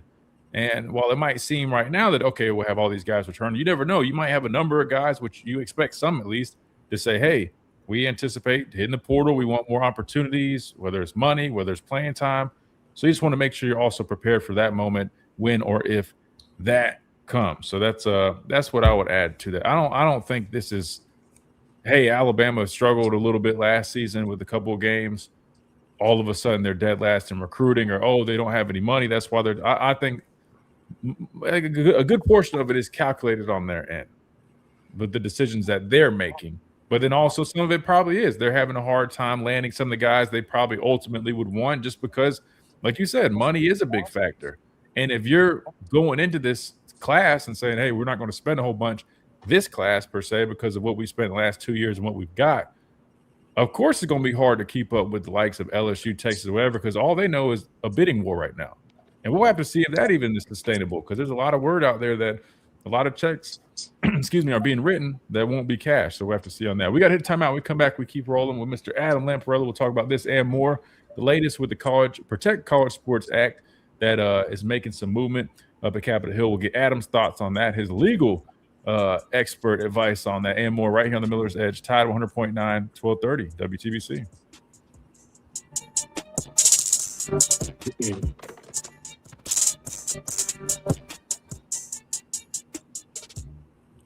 All right. Sorry, Adam. I should have gave you more time to talk. No, it's totally cool. I had to give some pushback on that one because people hear him go on that whole thing. I'm like, all right, I gotta balance it out a little bit here. I get reluctant to criticize Alex because I don't want to get banned from Tuscaloosa or anything. I want to still go to the games. No, and listen, I think criticism's fine. I know with him, I don't think he's as informed. You know what I mean? So I always just make sure I'm trying to give him that information, because I know he's not going to keep up with the latest media or press conferences and hearing Coach DeBoer flat out say, hey, we're only taking X number of guys. He might not know that. So I want to make sure I'm kind of, filling him in, because I think that's all important to have here. I mean, because again, that plays a big role in these rankings. But even if you just say, hey, let's look at just the average rating, it is lower as of now. It's going to finish a little bit higher, but I think it all makes sense, right? If you're taking a smaller class and you're not trying to overspend, that's probably going to be the case. However, I also do know there's some commits that we missed on, whether that's from they wanted more money, maybe they just fell a little bit more love somewhere else. I'm not sure, but I just know it's too soon to definitively say, hey, we're just struggling in recruiting, because really, if you look at the whole picture, you had top five class, and this class after they already kind of gave a heads up, hey, it's going to be smaller. So I feel like give it time, see how this one ends up, and then even go into next year. And if you're having the same problem next year, like Clint was saying, then I think that's where you can say, hey, that luster might be playing a little bit more of a role than you anticipated. Yeah, we have had top 5 recruiting classes, and recruiting rankings only tell you so much. They don't tell you, like you said, the strategy behind their recruiting. that may explain that. So I think it's too early to make any conclusions from that. I do think, though, that this year is going to be a really important year, and I think the most important game is going to be East Carolina. East Carolina is no joke. They were 9-4 last year, and they're bringing a lot of their players back, and I think they're going to come in very hungry, and that's going to be interesting to see in that first game how dominant we can be in the trenches. But I wouldn't say. Wow, didn't somebody say that yesterday? What? About East Carolina, you laughed at me. No. No. Adam's saying it's going to be important because he's telling you that East Carolina's a good team. That's what I was telling you. I said they're a good team, but what I was saying was I'm not going to treat them as if we're opening up with a P4 opponent in likes of. You open up a P4 opponent that won 9 games and got a lot of good players on their roster. That you coming into a game with a unknown at quarterback and an offensive line that you don't know about. That's why I was saying when you factor those things in, it makes it a scary game. Versus a more mature game. You might be more talented than you are, but again, we talked about experience sometimes outweighs talents. Well, my point was, I didn't say it was an easy game before you jumped on. Were you on the show yesterday? I don't think you were. Yeah. Well, 2 days ago. Yeah, I was about to say you weren't on the show yesterday. What I said yesterday with Chase was I believe that Eastern Carolina is a good first game because I do think they're a respectable opponent. I don't think it's just some pushover opponent by any stretch. And I do believe we're going to have some growing pains early on, especially week 1 and probably up to week 3, 4, maybe even. But what I said was I like the combination of Eastern Carolina to start the season week 1. Then the next week you go on the road for an SEC game against an SEC opponent that is is very similar in my opinion. That matchup is like Eastern Carolina where it should be a challenge, but it's not overbearing. I feel like both of those games are enough of a challenge, but aren't overbearing and a good opportunity to help this team grow up a little bit quicker. Does that make sense? That's kind of what I was saying. So I'm with you on that, Adam. I do think it will be a good game. He was making it seem like, hey, you should be on almost upset alert. And I was like, well, I don't know about all that. Well, yeah. And I mean, it's too early to tell, in my view, how, I don't want to sound negative, like, oh, we're not going to have a good year. I'm not sure. It could be a great year. It could be a challenging year. There's a lot of question marks, but I do think the East Carolina game is going to be a serious game. And I think it's going to give us a good indication of where we're at key positions. No, I agree with that. No, I definitely think so. Who was after? Let me pull up the schedule because you had East Carolina, then Kentucky. I know we got South. I don't think it's South Carolina next. I think Florida it's smaller. State. Oh yeah, is it Florida State, then South Carolina, then Mississippi State, maybe? I just was thinking that stretch is like a challenging stretch, but even really all those games, if you think about it, you don't have a Georgia in there early. You don't have any of those big. So the nice part about our schedule is I do feel like even though we'll be young, we'll have growing pains and we'll have a lot of stuff that we're probably ironing out. I feel like you're almost afforded that opportunity given the schedule. Not saying you can't drop one of those games. I mean, that's completely possible. But I think if you had Georgia or A&M sprinkled in there early, that could cause a little bit more of an issue early on if you haven't really gotten to that point where your offensive line has come together. Your quarterback has kind of, settled in and really kind of made some strides with those growing pains. So that's kind of where I was going with that. Yeah.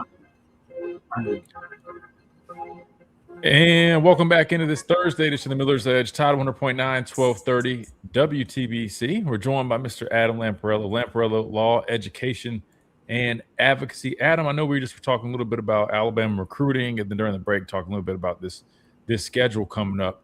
But I want to get your thoughts here on this bill, right? The Protect College Sports Act definitely is making some movement. We just talked earlier kind of about the passing of the initial phase, and now it's moving on to the next phase. Can you kind of explain a little bit about that? I'm sure most people have an idea, but how does that work? So it was initially passed today, 19-9, and that vote moves to the Senate floor. What are those next steps like, timelines, kind of how does that whole thing look with this, Adam? Sure. So it begins in a subcommittee, and if it's improved in subcommittee, it goes to the committee, and the committee voted 19-9 to approve it, meaning that it's going to go to the Senate for a full vote, and if there's a majority vote, it'll be passed in the Senate. Then it goes to the House for approval. And typically what happens if the House doesn't approve it outright is that they have a process called reconciliation, where House leaders meet with Senate leaders in a conference room and try to iron out any differences that there may be or any amendments that might be needed. And they do that so that ultimately it can lead to passage in the House and signed by the president. I suspect there'll be maybe a few wrinkles, but nothing significant, and I expect it to be passed within the next month or two.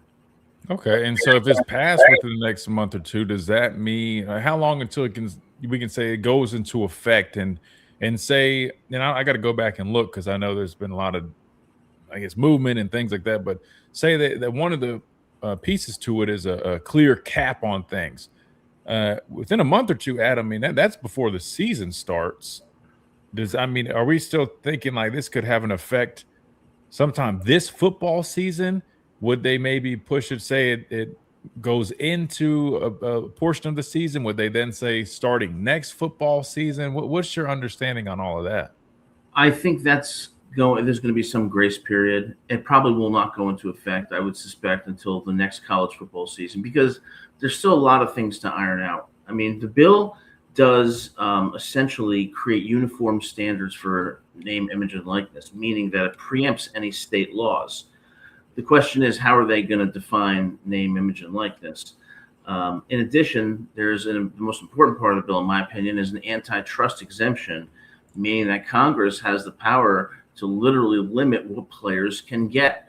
And so that's going to be another huge discussion. So if something prolongs passage of the bill, it's going to be getting down into the details of what are the caps going to be?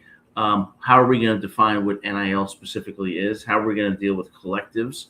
There's also a cap on agents of 5%. Is that going to go through? So I might revise my opinion a bit and say it's probably going to take a little longer because the devil is in the details, and that's where the House and Senate may differ somewhat. But ultimately, I suspect we will have a bill that will go into effect for the 2027-28 college football season. And with the Big Ten and SEC still opposing this bill, or at least pieces of it, is there anything that they could do to maybe slow it down, to kind of hinder the movement of this bill? Is that even possible, or is it kind of, now that it's in the hands of Congress and lawmakers, they're kind of just, because I know they're putting out statements. Yes. Is that all the power that they have, Adam? Do they have the power to say, hey, we won't abide by this, or we will take this action? Where does that stand for those conferences that don't really fully support it? The SEC, I'm sure, has good lawyers, and what they could, and if they want to, should do, is immediately file in federal court for a preliminary injunction. No, that word again. Against enforcement of the bill. So a preliminary injunction would result in a hearing and the standards of irreparable harm and substantial likelihood on the merits. Now, if they lose, they can appeal it. What they can do is they can use the federal courts to delay implementation of the bill. And when a litigation is pending, you often see parties come together and try to settle the case, such as by revising the bill in certain respects to avoid a protracted litigation. But that's how they could string it out and ensure that it's not enforced for a considerable period of time. Well, I guess we'll have to just wait and see the next step. I mean, are you pretty confident that there's a good chance that it smoothly is passed? I mean, do you feel like there could be some pushback from lawmakers in terms of the next voting phase, since we are hearing entities like the SEC and Big Ten come out in opposition of it, or do you feel like it's still smoothly rolling? I don't think that there's going to be enough pushback from the lawmakers. What I think might delay passage is Congress is going to want to work with the SEC and Big Ten officials to head off a federal lawsuit. And that's why they're going to try to address these things before the bill is passed, so that we don't see a federal lawsuit seeking to enjoin the bill. That's why it might take more time than I suspect, but it's still going to pass. Within 6 months, there will be a bill, and it will be better for college football, probably start in the 2027 season. But at the end of the day, it's going to come down to, when you say you're going to put a cap on what players can receive, what is that cap? How are you going to arrive at a number? When you say there's going to be uniform standards for NIL that's going to preempt state law, what do you mean by that? How are you going to deal with these collectives? So it's the provisions sound good, but they're going to have to work out those details in a way that kind of ameliorates the concerns that the SEC and Big Ten will bring to the table to avoid a federal lawsuit. Yeah, because what I'm understanding, Adam, is the biggest piece that the SEC and Big Ten are pushing back on is their ability to maybe break away if that is something that they elect to do. But it seems like the language in this bill basically reads that it would prohibit them from doing that. And not just them, now that they've lowered that threshold, it now would include the ACC in the Big 12 with the most recent revisions. But it's interesting because there's two tails of this whole thing when it comes to the media pooling and all the rights there. And again, I'm not the biggest expert with all this. I'm just going off of what I've been able to read. Sounds like some believe, including I think Cody Campbell, the big booster from Texas Tech, that would actually allow athletes to earn even more. I should say more. It would unlock billions in additional revenue for all schools, which I would assume would probably also help athletes in that regard. But it sounds like the SEC and Big Ten view it really the other way around. And it seems like they don't want anybody telling them kind of how they can, I guess, navigate that piece. Is there one way that you feel like is better than the other? I mean, the SEC and Big Ten, they seem like they don't want anybody's hands on what they do when it comes to that stuff. Sounds like others think it would be a good idea. What do you believe? Well, I think that the SEC and Big Ten are acting the way they are because they have no reason to change. They're the kings of the hill. They have all the money. So why would they want anything to change? At the end of the day, it may come down to a confrontation between Congress and those two conferences, because at the end, you have to ultimately say what we're doing is for the betterment of college football, and we're not going to sit here and kowtow to the ACC, to the SEC and the Big Ten, and we're going to make these changes. And if they want to file suit, they file suit, but we're going to make it so airtight that they're going to lose. I mean, as they say, the inmates don't run the asylum, and I don't mean that in a derogatory way, but at some point, it's like, we know the SEC and Big Ten have all the money and don't want to in any way jeopardize their standing. But enough is enough. At some point, you got to fight back and call their bluff and say, we're doing this. You want to sue us in court? Go ahead. We'll win. We have the better lawyers, and you're going to deal with it. And that's how I would play a little more hardball with them, quite frankly. Wow. Well, we'll have to see. Definitely be keeping an eye on. I need to try to break it down and learn. Spoken like a true lawyer. Yeah, it was. I enjoy that. And I'll represent people in Congress because they didn't have me on the committee to help advise about my plan. So I'm a little bit upset here. So, we're still pushing. No, we're still pushing to get Adam involved in some capacity, man. We got to get Adam on this committee and I don't know, help save college football, man. That would be dope. Well, I don't know how we're going to do it. One thing that people don't understand, as a lawyer, sometimes you have to fight like you're, like it's a street fight, and you got to show, you've got some, guts, and stop trying to appease everybody. And when you get to that point, it's amazing how much people will back off. Congress better stand on business and take care of this. And that's the end of the story. And if they don't, all right, then college football is going to get even worse, and it's become a super league where the top 10 teams essentially are the competing for the championship every year. Wow.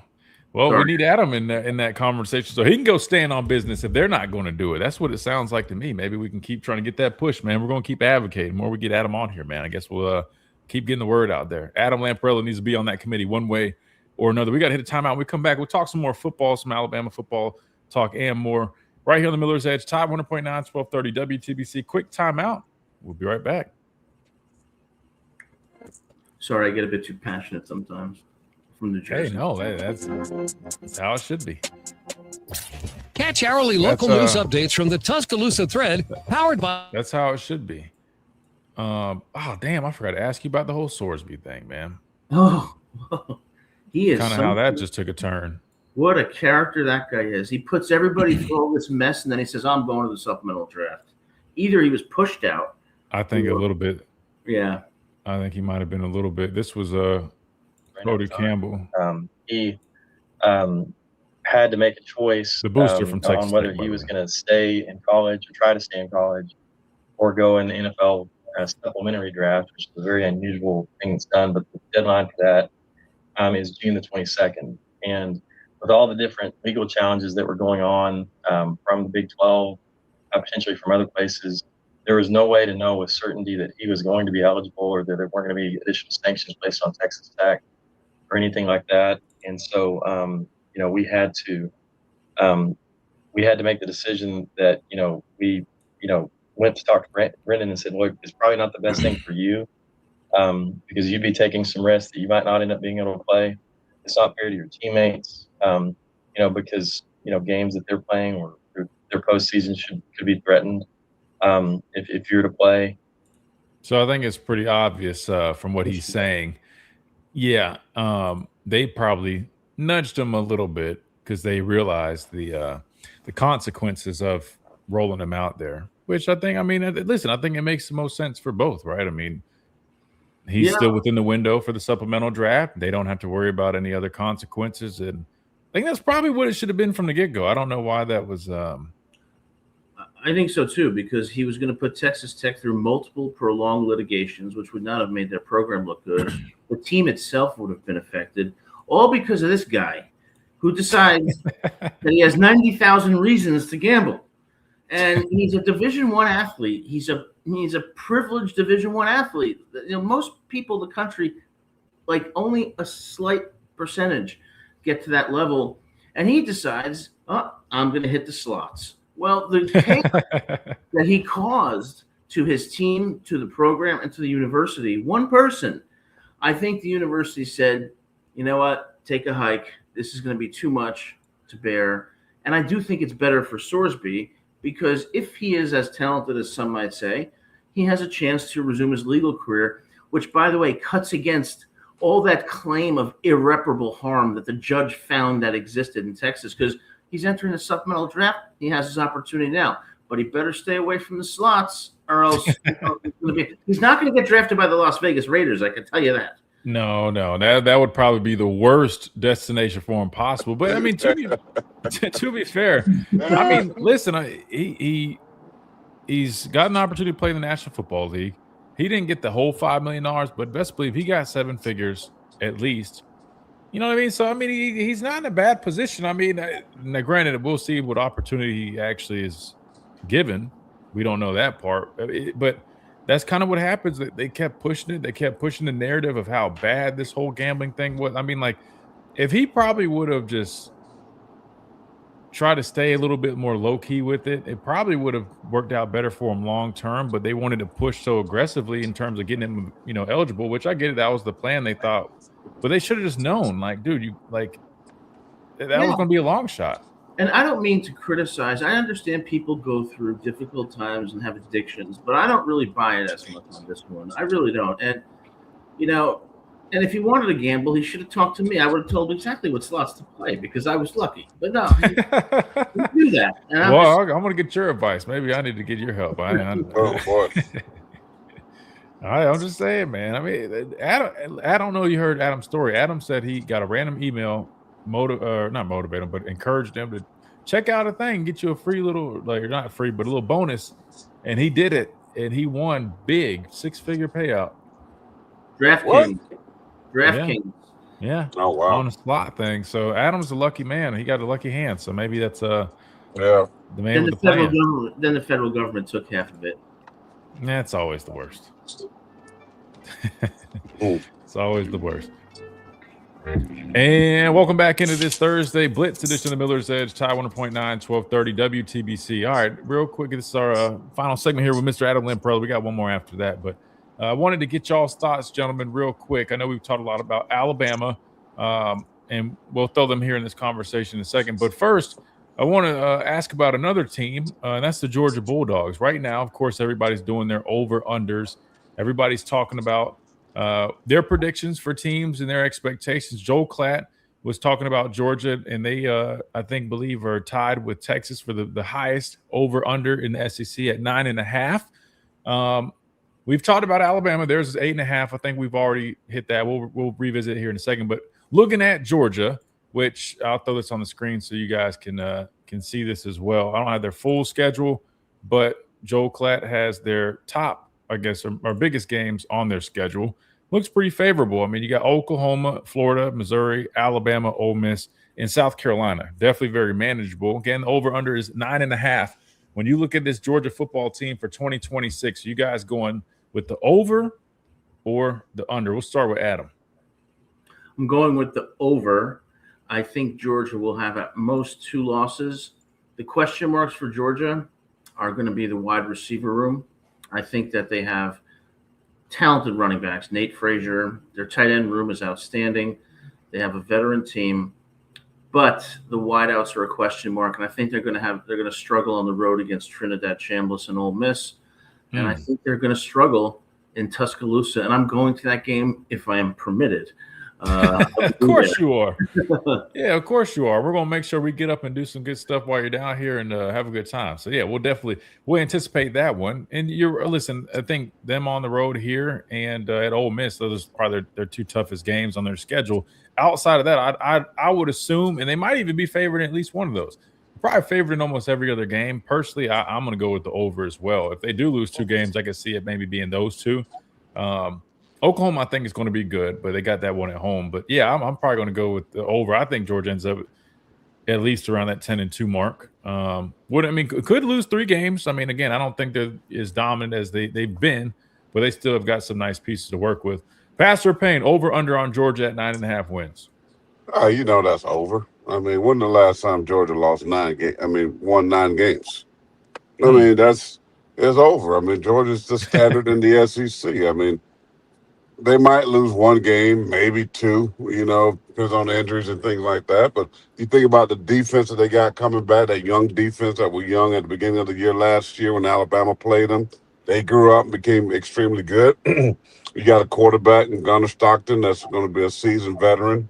They got their running game. The offensive line is extremely physical. They run the ball downhill.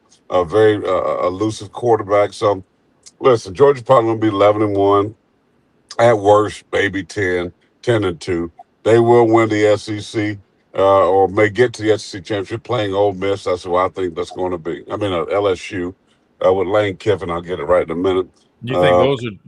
You think those are going to be the 2 teams? It's LSU and Georgia, then everybody else. Everybody else. Texas? What about Texas? Have you seen their roster? I know they always are hyped up, but preseason they fail to live up to it. But to be fair, I think this is probably all my exes live in Texas. They fill with a bunch of exes, and all they go is looking for exes. Right? That means transfer portal guys. I ain't buying them until they do something. I'm not buying the quarterback. Got the last name, Eli Payton, and all this stuff. They carry that last name, but he ain't played nowhere in the stratosphere like they play. So I ain't buying Texas.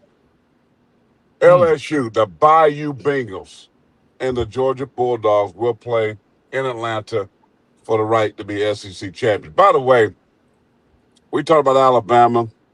The SEC has gone downhill. It's all about the Big Ten.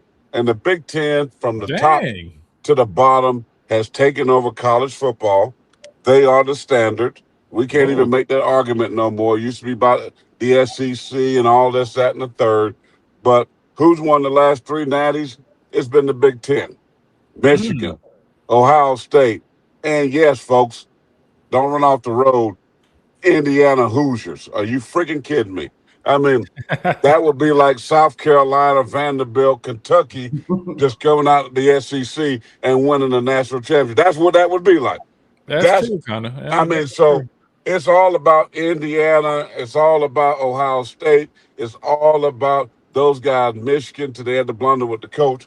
But the SEC got to get, they got to get some work done. The baseball, they representing their strongly out in Nebraska. Basketball, women's basketball, strong. Men's basketball, Florida lost though, but they're strong. Now the football is plummeting. The football, it used to be the standard over everything, but it's about the Big Ten. And the SEC got to better find a way to step up. And that's why I'm hoping LSU with Lane Kiffin. I'm hoping Vanderbilt stays strong. I'm hoping that Shane Beamer can get this program here at South Carolina so that this league has become very competitive again. But right now, man, it's on the outs. It's all about the Big Ten. Whoa, man! You must just be on shock jock radio timing this week, man. I mean, listen, we've had this conversation over the last few weeks, not with you, but we talked about this briefly. Where I think it's closer than ever. I think top to bottom, there is an argument to be made that the Big Ten is definitely right there with the SEC. But to be fair, though, I don't think they've. There is no argument. I don't think no. There's an argument to be top to bottom. Listen, I give you that, and I'm sure Adam would agree too that over the last 3 years, yes, they've had the last 3 national champions. They've had Indiana, Ohio State, and Michigan, right? Like nothing wrong with that. I'll give you that. Like they put some respect on the Big Ten's name. They have good football teams there, but I think it's also worth noting though that top to bottom, SEC still has really good football teams. And we looked at the top 25 rankings, and I want to say it was damn close. I can't remember who edged out who. But the SEC, we'll just count it up real quick right now. You had Ole Miss, you had Georgia, you had Texas A&M, Alabama, you had Texas, Oklahoma, and Vanderbilt. You had 7 teams in the top 15, at least according to the AP top 25. I think the Big Ten had Indiana, they had Oregon, Ohio State, and let's see. I think I think they had a few more in the whole top 25. They can have all these teams. It don't matter. When it comes to big game, the SEC has peed down their legs lately, the last 3 years. The SEC has not been what it was. I'll give you that. But to make it seem like the Big Ten has completely surpassed them from a top to bottom. No. From a top to bottom, I guess standing or comparison, they have not passed them. Now, I would say maybe you could make an argument that it's about as close as it's ever been. They're getting there. They're maybe pushing towards that, but that's not the case. Now, I'll give them all the credit in the world for the last 3 national champions. Adam, what do you make of this madness that he's throwing at us right now? Do you feel like the Big Ten is without a doubt surpassed the SEC? I think Corey's right, and I agree. I do agree, and I don't want to agree, but I do agree. The Big Ten has gone ahead. What I want to see the SEC, and particularly Alabama, return to, and I've repeated this a million times, is physicality in the trenches. And Corey, I've said this a few times. People think I'm crazy, but I think it begins with toughening up those quarterbacks. And I don't know why we do not have scrimmages where we can hit the quarterbacks and get them some real in-game experience. Because I mean, if I call the East Carolina coach and I say, you know what, for the first game, don't hit Austin Mack or Keelan Russell, like the whole culture to me is not the way it used to be. In the 70s and 80s under Bear Bryant, that's not how it was. So am I way off here, or No, you're not off at all. I mean, whoa. I don't listen. I understand the logic, but come on now. You played in the league 9 years. You know that the one thing you can't do is touch a quarterback. So I mean, I know that, but I mean, listen. All right, I'm right now confused. I'm looking on screen, and I see Indiana at number 1. I mean, no, this is not basketball, folks. And I know those that are listening via online at Tide100.9.com or on your stream or on live radio on the dial. But this screen that I'm looking at, per ESPN, the 4-letter network, has Indiana, IU, 66 first place votes. Why wouldn't they? They're undefeated. They beat Ohio State. They beat Alabama. They don't have them. Them guys are gone. So now you telling me. No, this is from 2025. It's 2025. Oh, okay. Final ranking. This is final ranking. Okay, I thought it was 26. I get ready to say because they're number 1 preseason. No. I'm about ready to throw up in my mouth. No. Okay. It's easy, Tiger. But listen, I was pulling this up just to show you that the SEC still had 7 teams in the top 15. So from a top to bottom perspective, that's last year. What about this year, brother? We can only really go off of last season. That was the most recent. I want to see 2020. What are the 2026 preseason? I'll look it up when we hit this timeout, but we do need to hit a timeout. But as a matter of fact, let's do that so we can make sure we get out on plenty enough time. Adam, per usual, we appreciate you for joining us, always being a part of what we're doing, always great conversations. Just remind everybody how they can keep up with everything you guys are doing at Lamprell. I guess the slot machine. Just go to the slotmachine.com. If you want to meet Sorsby, go to your local casino. No, if you're interested in legal representation or education consulting, come visit us at lamparello-law.com. And if you want some free legal advice, come check us out on YouTube at Lamparello Law. Christian, it's always great being on the show. Thanks for having me. Corey, great to see you guys. Yes, sir. That's always, bro. Adam. Thank you so much, brother. All right. Thanks. Have a great day. Yes, sir. Take care, Adam. Good stuff. Our guy, Mr. Adam Lamparello. You guys can see it on the screen, lamparello-law.com. Check it out. Right now, we got to hit timeout. When we come back, we'll wrap things up. But we're going to stay a little overtime on our streams because we got to finish that conversation right here on the Miller's Edge, Tide 100.9, 1230, WTBC.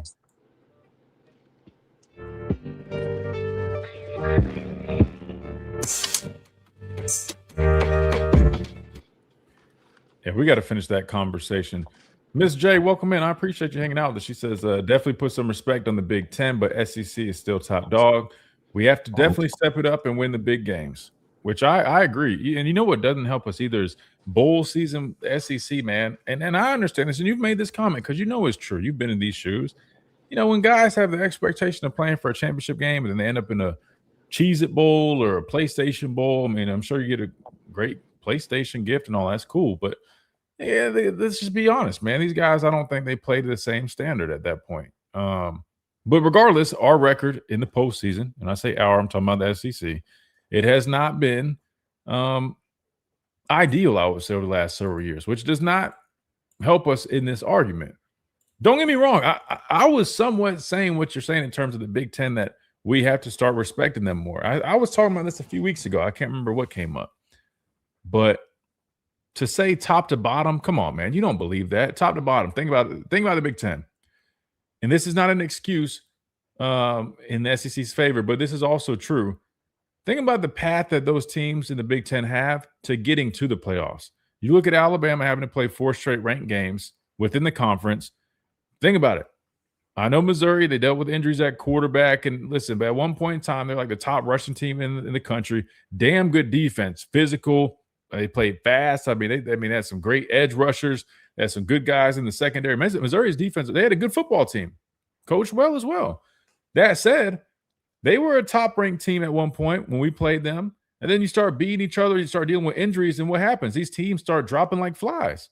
Come on, man. You know that. You know, but you know better than to go completely all the way in the deep end like that. Think about the point I'm making is the SEC has gone down. It has gone down some, but you can't. And the Big Ten, because the bottom line is about the championship, and Alabama has played the Big Ten team. The top dog in the SEC, Alabama, got drugged by Indiana. So did They've Oregon. gotten drugged, huh? So did Oregon. But I'm not talking about Alabama. You sound like the politician now. If you say something about Trump, they're going to go to, Joe Biden and Barack Obama. No, I'm talking about what we got in front of us. I'm like this.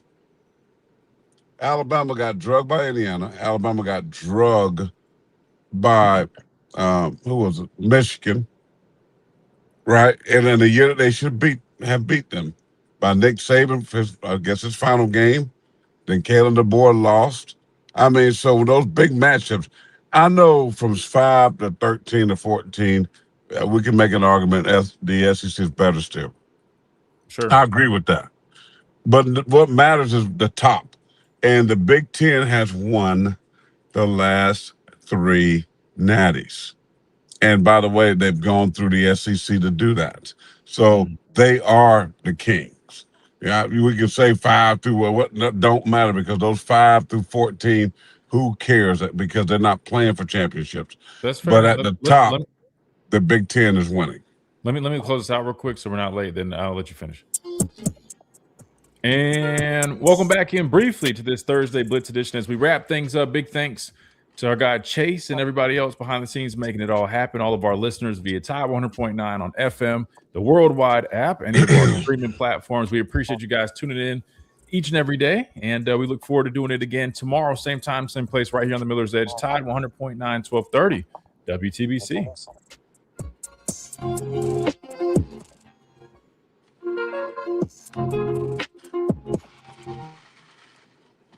All right, carry on. Sorry, sir. Chase, I No, appreciate you, brother. Okay, fair. Listen, I'm not trying to do that the whole way. Let me get pushed back because I'm offended or no, I promise it's not that. I like laying out all the facts. And I think sometimes what happens is not just saying you, but with a lot of people, right? And I've been making this point all week, like even with Alabama, right? And this is not from a defense team. Listen, if people know me, like I'm very honest and fair. I don't wear crimson glasses. I really don't. But when you have a bad first impression like Alabama did last year, and you have a bad last impression like they did last year, the loss to Florida State was a terrible loss, not necessarily by the score, but by the way we played, the tape we put out there, people watching and seeing the effort or lack of physicality. It was a terrible first impression. And then we did a lot to recover our identity and that perception throughout the year. But then what happened? Towards the end of the year, it started slipping and falling. Went right back. And it went back to the vomit. A lot of injuries, but even out-coached, right? In certain games, like there was a number of things, right, that played a role in it. But that's the first thing people saw about Alabama, and that's the last thing we saw with Alabama. And we all know impressions are everything. And so I think that's one of the issues that we're seeing right now when it comes to really judging this Alabama team. If you look at the whole picture with all the facts, the reality is it was not nearly as bad as a lot of people are making it, but it also probably wasn't as great as some people might try to paint it just going off the record itself or some of the but for 2 decades, so this but you for can't 2 decades, the SEC, I mean, I'm talking about winning 13 or 16. I mean, right. But it's a different that world kind now. of dominance that the SEC had over everybody. Right. But it's and that world. has totally gone south. I mean, now the Big Ten has stepped up. Clemson snuck in there and won a couple of them. Wasn't for Clemson, though, when they was playing you guys, those 4 in a row that you played in, then it'd have been like ridiculous, 90-something%. But Clemson snuck in and won. They shouldn't have.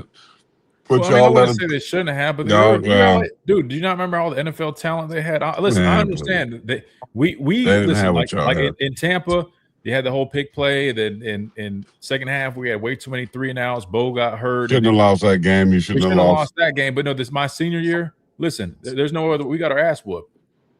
I'll give you the Tampa one. You know, we should have won that game.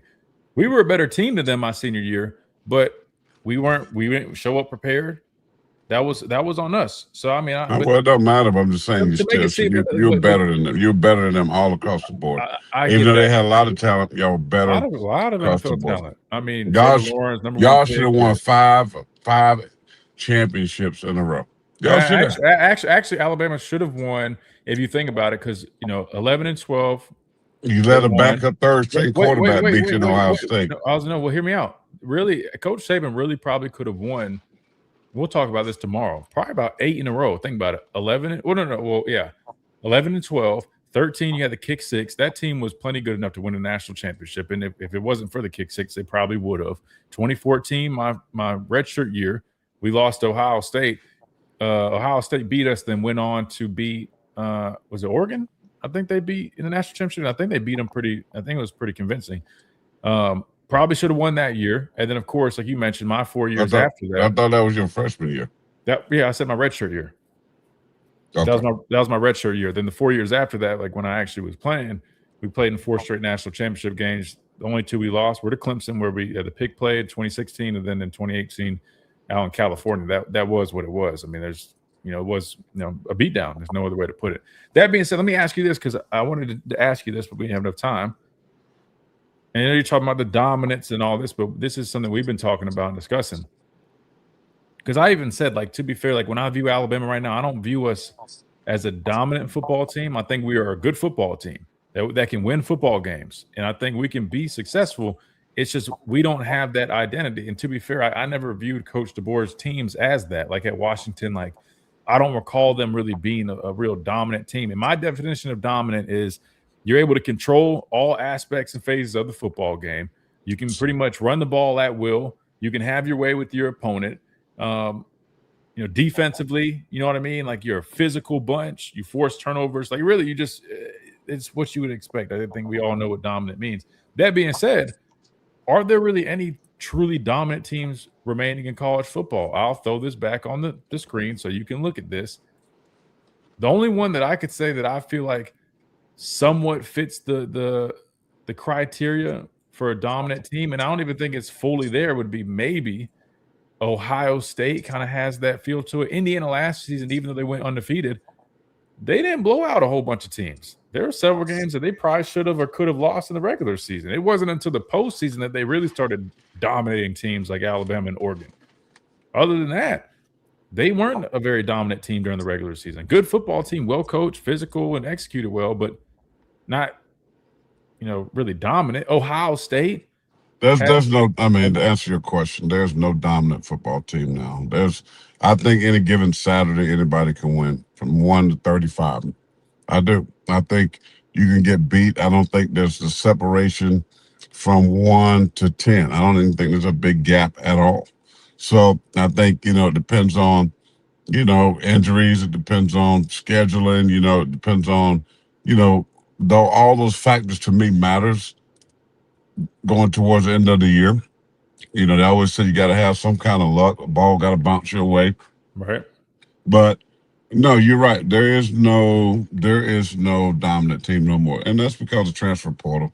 I mean, there's not going to be a dominant team. I think somebody totally out the blue can win the whole thing this year. I really do. I think it could be anybody. And so that's why, teams like South Carolina, Kentucky bouncing back, or Ole Miss, who showed last year that they could have easily gotten a national championship game. It's anybody's game. I mean, what coach can get the most out of his players? I think you got to have a trigger man quarterback. You got to have a guy that's ready to play at that position. That's most important. You better have an offensive line, and you better have a defense, somebody that can rush the passer, that can get up the quarterback. And if you got some of those guys, you can have a chance to play for a national championship. And that's what makes me nervous about Alabama, because of new quarterback. Although talented, both those guys, we don't know what we're going to get. Offensive line, you don't know what you're going to get. Where they struggle on defense is getting to the quarterback. So that's why I think Alabama is more 8-9 win type of team. They're not dominant no more. Nobody's afraid of them no more. So that's why I'm saying they are notched down.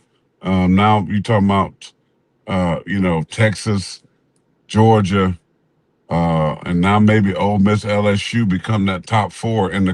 Those are my top four teams, not Alabama. And that's a shame that I'm not saying Alabama.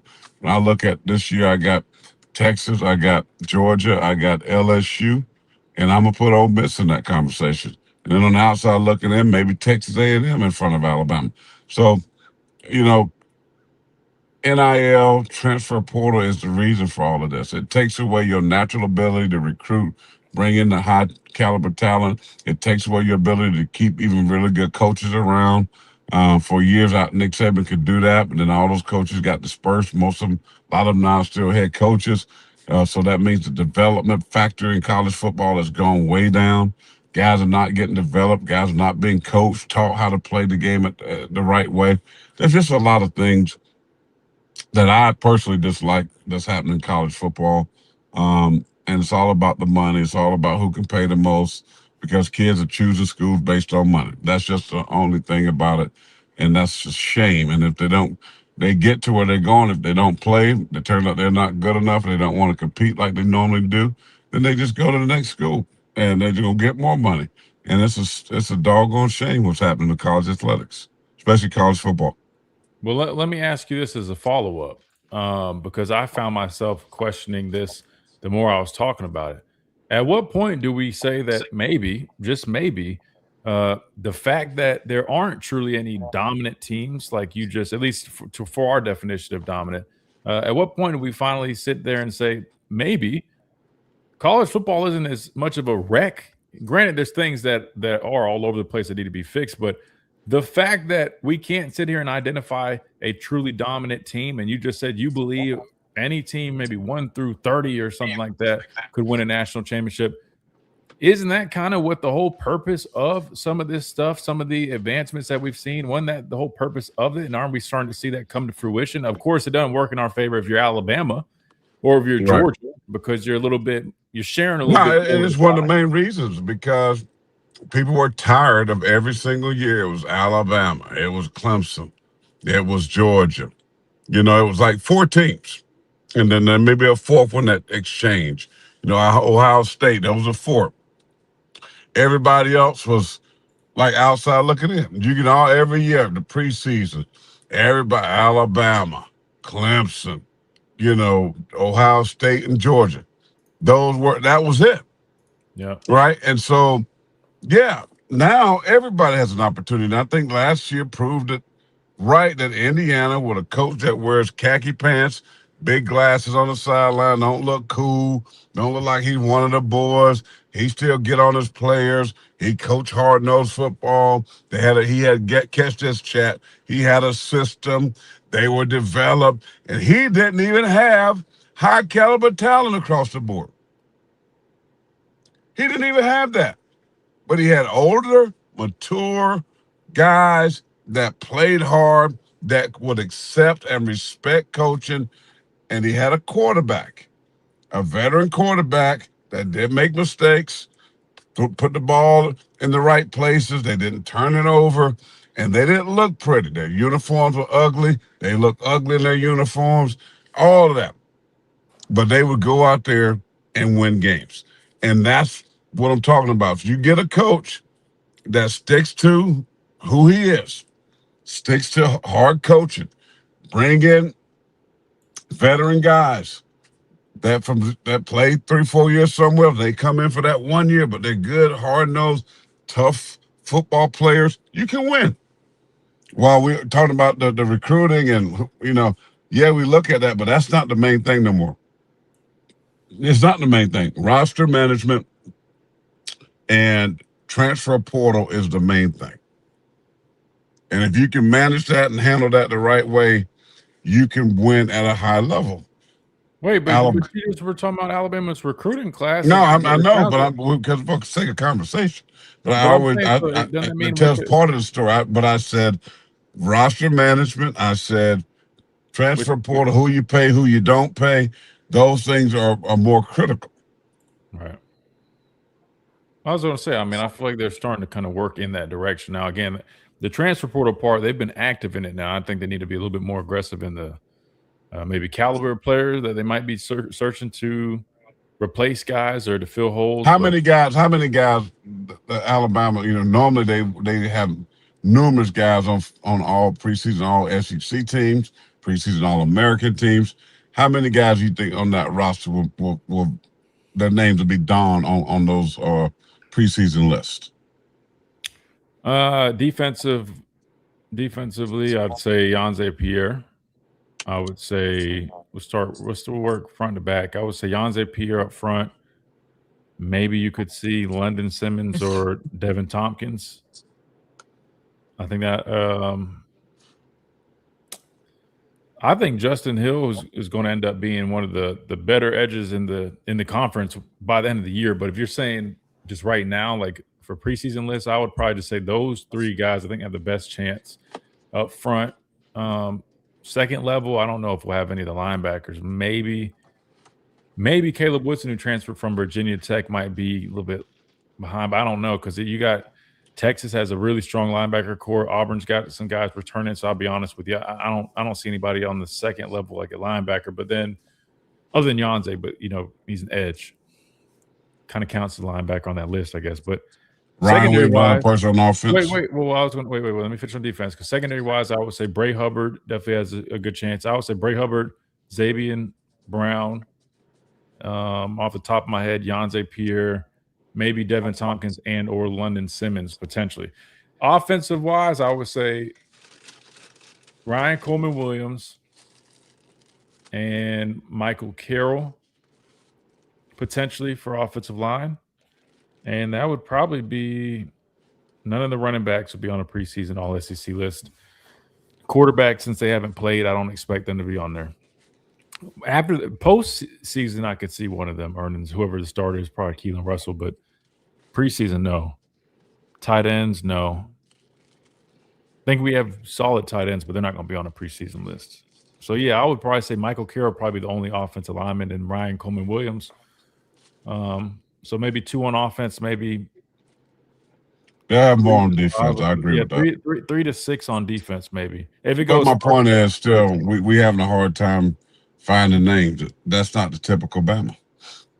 I normally they flood these preseason lists because of the expectation of some of these players, but they don't have that anymore.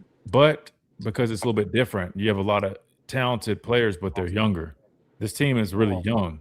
So what happens is with youth and inexperience, they're not going to get as much love as the veteran, more experienced players. When it comes to preseason lists, at the end of the day, preseason honors don't matter. Postseason honors do. And I do believe postseason-wise, I think there is a great chance that a number of guys that aren't on preseason lists end up seeing their names on that list. I do. Like, I'll be honest, Alabama has a very talented roster. Like, there's no disputing that. Is it the most talented roster? Talented based on what? What are you basing that off of? I'm basing off the caliber of players that they have. They might not have all the receipts, but I'm just telling you, from a talent perspective, they've got a very talented roster. I'm not saying it's the most talented roster. Texas has the more talented roster than us. That's just a fact. All right? Ohio State, more talented roster than us. That's a fact. Georgia, more talented roster. LSU, more talented roster. Yeah, I mean, you probably can make those arguments for sure. Texas A&M, more talented roster. Some of these might be close, but I mean, I'm not like going to flat out dispute those. But I'm telling you, Alabama has a talented roster as it sits. I'm just telling you right now, Keelan Russell, I think Austin Mack can definitely win you football games too. But I'm saying when it's all said and done, Keelan Russell is going to leave this program as probably the next first-round draft pick at quarterback. I'm telling you, he has that type of upside. I'm telling you. And with this system and what they're going to allow, as much as he's going to throw and exposure, and I think, listen, he's got running ability. I know it wasn't Ryan Grubb, but I'm sure they can implement. You know what's interesting? People keep talking about, oh, they're going to, having a better athlete at quarterback, they're going to implement more RPO game. I think people are mixing up zone read with RPO. RPO is just run pass option. You don't have to be a dual threat quarterback to run. Indiana runs RPO offense. It's not about a dual threat ability. I think people are now. If you're saying they're going to implement maybe some zone read principles, maybe quarterback design run +1 quarterback run stuff. I think you definitely have that ability. And this is one thing I haven't talked about. We talk so much about the running game. Well, now that you both those guys are good athletes, now that you can add that little wrinkle in there too, I think that'll be even more help to establish a little bit more of a running game. You said it last year, man, and then you start maybe thinking about quarterback run. What did they do at the end of the year with Ty Simpson? They ran him a little bit more, and we picked up some positive yardage doing that. That being said, I think Keelan Russell is a guy that is going to end up being one of those guys. Speaking of Miss J, who was in here, her son, Xavier Griffin, he was a linebacker that we signed this past class. I mean, he's going to end up leaving here probably a first-round type player. He's an awful. Who was Miss J? Her son is Xavier Griffin. So we signed him this last cycle. He's a 5-star linebacker we signed out of Georgia, but he's a lot like Jahad Campbell. Like he's Mike Becker. He's a Mike Becker. He plays stack backer, but he also can play off the edge. He can play some of that wolf. He can I honestly think he's probably like outside of Yanze. And I'm gonna probably do some stuff with Justin texting me, Justin Hill. I think he's gonna be phenomenal, but I would argue like he's probably going to end up being one of our better pass rushers. I say all that to say like he's just young, but I guarantee you 3 years down the road he's going to end up being top draft pick type of guy. Like they get like CD, almost called him CD Lamb, CD Morgan, receiver we just signed. He's a true freshman, but I guarantee you he's going to end up being a big name by the time he leaves. So Alabama has a lot of talent that they've signed. Michael Carroll, he's going to be an All-American candidate, offensive line, all-conference type of player, top draft pick, but he's only a rising sophomore. They're just young. They have talent, man. They're just young, and that's the problem right now for this year. 2027, I think they're going to be in great shape. Problem is you just got to keep all the glue together until then. And keep guys from leaving, and which they do a good job retaining. That's kind of their whole. They have the biggest thing I have at Alabama right now ain't recruiting. Is their inability to bring in the right plug-and-play guys, which I don't think whoever's managing that roster have not attacked that aggressively enough. And I think they've relied too much on young players when they definitely like pass rushers, like left tackle, right, an offensive lineman, a wide receiver that could complement Ryan Williams, playmakers that can help elevate your game. This is where I think they have dropped the ball. They haven't gone. They are very conservative and going out and getting guys in the free agent market of college football. That's what hurts them. Indiana, Ohio State, these other programs, they've been aggressive. Ohio State, go and get your guys. They take your guys every year. They got a quarterback out there that was a Heisman finalist. Where he come from? Alabama. The best safety in the country. Where did he come from? Alabama. One of the linemen before he got hurt, where did he come from? Alabama. Like, people are going out there and taking their dudes. But they ain't going to Ohio State getting their dudes. They're not going to Miami. They're not going to some of these other places. Say, hey man, come here, man. We can win. We already got a good foundation. We got good young players. We need you. We need you to be the missing piece, that fit that works to get us to that next level.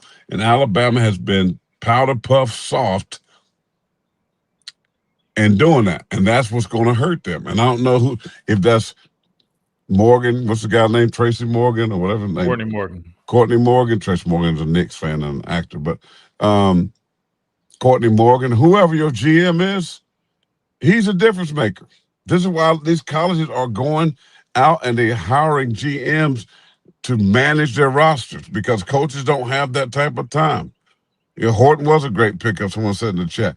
I mean, but he still wasn't. They got him from Miami. No, to be fair, they wasn't that upper echelon guy. No. But him and Bernard, I will say, Bernard don't count as much because he came from Washington. I mean, I guess that does somewhat count, but he felt a little bit different because they followed Coach DeBoer here. But no, they've landed some guys that I do feel like fit that mold. But I'm with you. And what's funny was there's some fans that got upset when I said this. And again, it wasn't to be negative it was just my observations. Because again, like I don't just like most people just go to a site and say, hey, we signed the 32nd defensive lineman from the transfer portal. Hell no. I didn't know where those guys ranked. I pulled up their tape. I got the all 22. And so I just watched their tape and I walked away with my opinion based off of the football players that I saw on tape. And all I said was I couldn't definitively say that the guys that we brought in via the transfer portal felt like immediate answers to which I could confidently feel that we're going to make true upgrades. Because like you just said, that is a huge piece.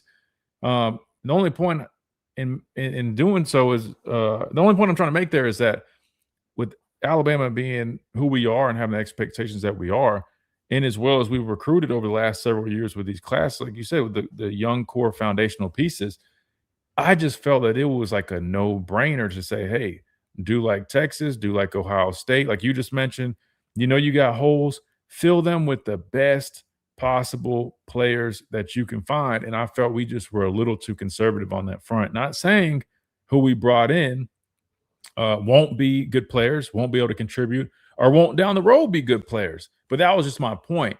I felt if we were able to get veteran experienced guys that are proven, and I know they're not cheap. I'm just saying if we were able to do that, the outlook for 2026 would be a lot different. But it felt like we just kind of were a little bit more conservative. But some of those guys I think are going to pay dividends. Devin Tompkins was not cheap. I mean, I know what we paid him. He wasn't cheap, but I think he'll definitely help out.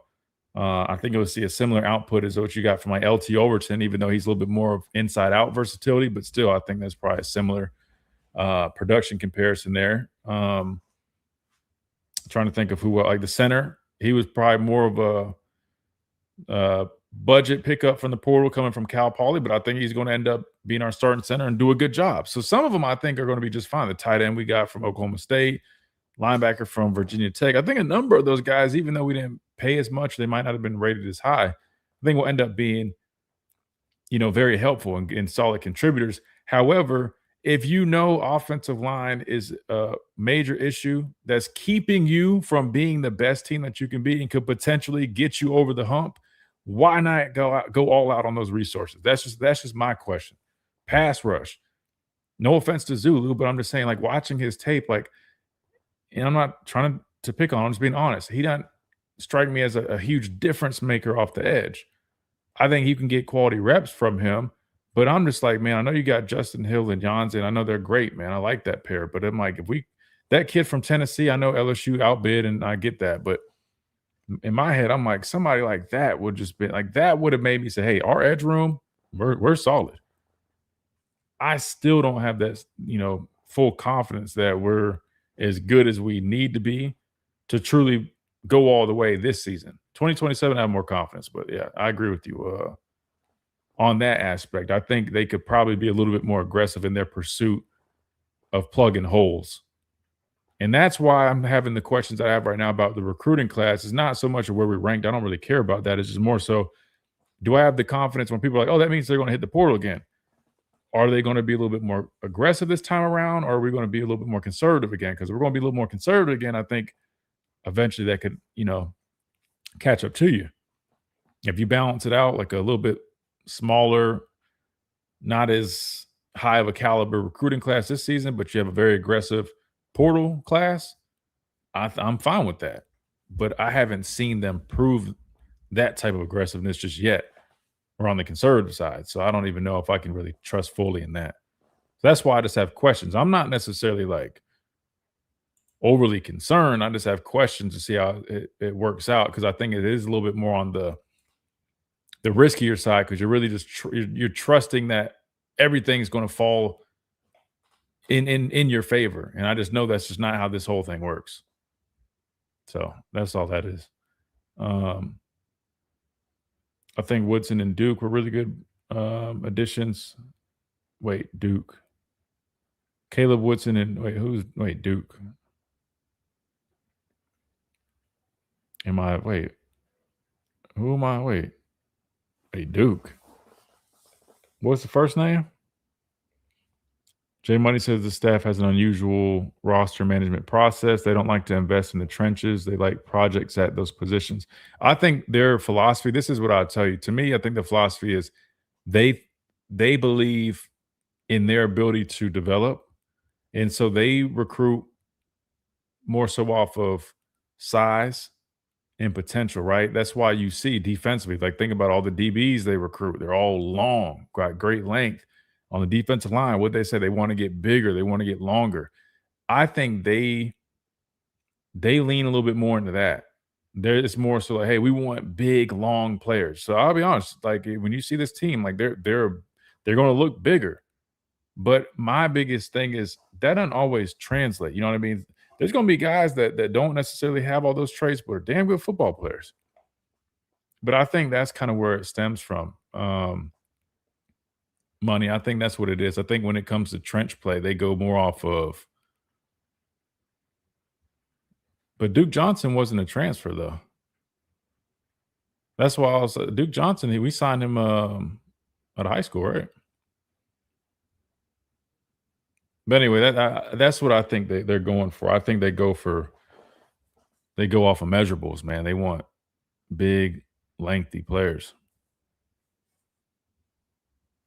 They're not as concerned as much with some of the other stuff, because I think they think, hey, when you get big bodies, right, they might just view it as, hey, we just need big guys up front to get movement, to play on the other side of the line of scrimmage, keep guys clean.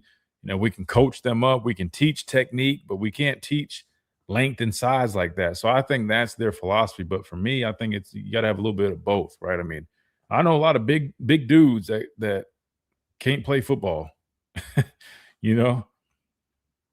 So I think you got to be careful when you put too much stock in just that, right? Which I'm not saying that we put too much stock in it, but I think sometimes you got to be careful when you're over analyzing sometimes. Like I saw some people kind of questioning, what's the young man that the defensive tackle from Louisville, just because he's like 6'1", 6'1.5", he still has 33-inch arms, which are long arms, especially for that height. It's a good arm length, right? And he's a D tackle. 6'1" and some change. I'm fine with that. I'm not saying the staff is worried about it, but I know some fans were concerned. I'm like, man, this is how I know. You can tell when some people just read numbers, and other people that actually like know what to look for. You go watch that kid's tape, man.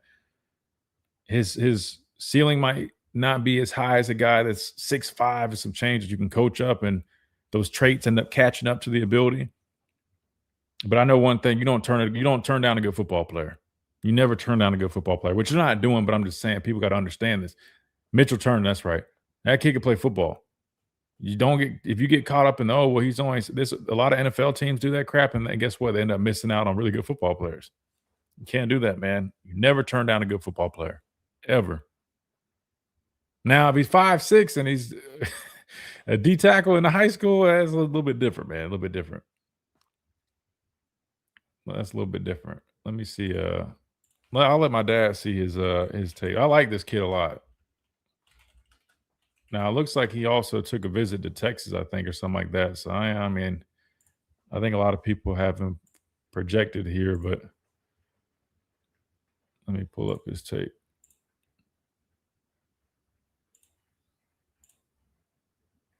That picture's fire. I know that you've had it for a while, but that painting, that's cool. Unfortunately, edge diminished in this defense. I don't mind having a D tackle 6'1" and 6'3". Yeah, I mean, D tackle, man.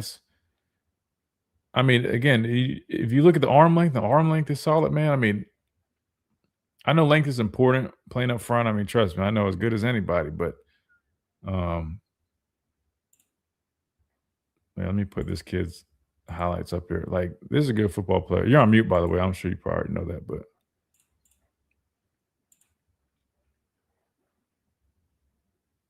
like, watch the hand usage, man. Watch the snap off the football. I mean, he's physical. The way he finishes, like, Alabama's, I think, in good position to land this guy. But I'll be honest, outside of him, man, some of these other names that we've had, like, I don't know what we see in some of these kids. I know they're projects, but I don't even know how we got on this whole thing. Yeah, hold on, man. I don't think it's highlights I saw because I can't see crap, man. This is like ants running around. It's too long. The video's way that's better. Man, he plays with violent hands, man. Great pass rush ability, man. He's kind of got that inside-out versatility. I think he's like 6'1". Let me see. Yeah. Let's see that.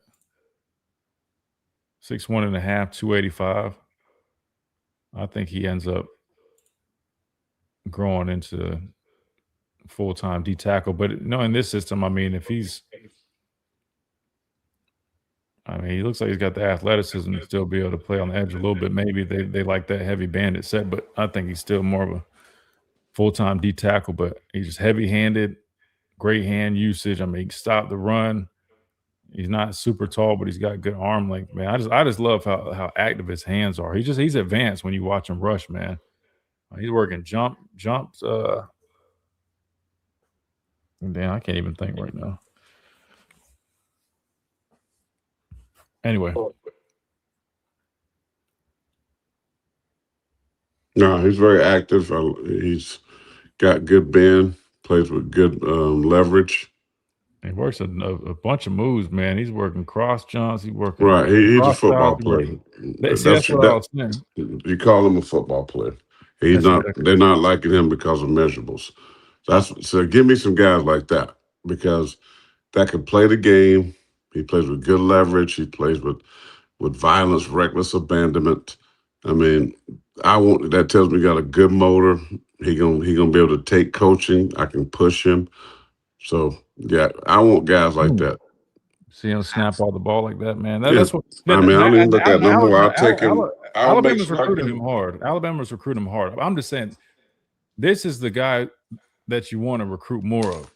Because they've showed me some tape of some other guys, man. I'm just like, man, you just recruiting size, man. Like, there's one edge guy that they had me watch. And I was just like, man, I don't want to be rude here, but I'm like, this is a football player. Like, this is these are the guys you need. You don't want too many projects. I know I was a little bit of a project, but not really. Like, I was a project in the sense like I had to put on weight, but from a technical standpoint, I mean, like, it wasn't like some of the guys that I see that are like raw. Like, no, it's different. I mean, but you had the measurables. I mean, you wasn't a project.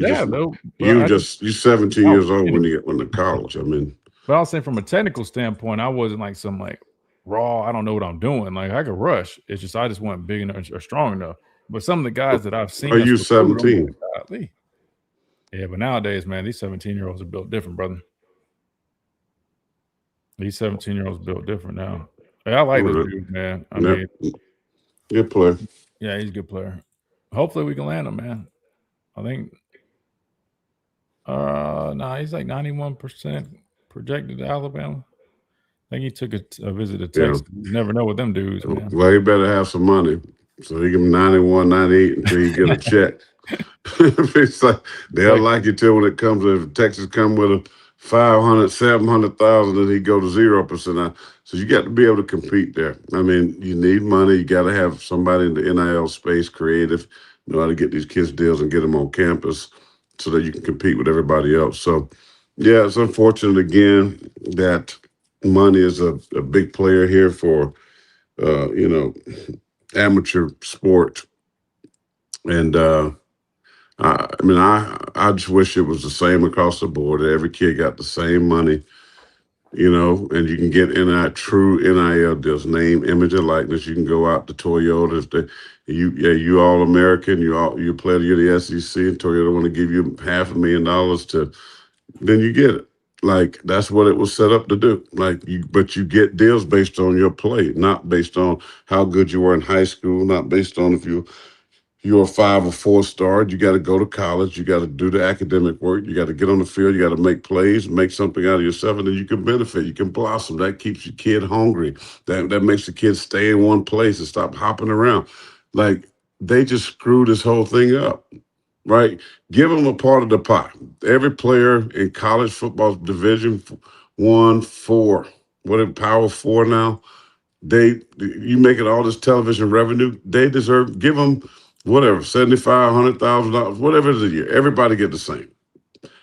The only difference is if you make plays, you're a great player, you're a big-time baller, you're able, somebody want a, T-shirt deals, Nike wanted, the North sellers, these guys, just Dylan Stewart, they signed big Nike deals, because they're the biggest players on the team. They got extra money because they've earned it on the football field. Nothing wrong with that.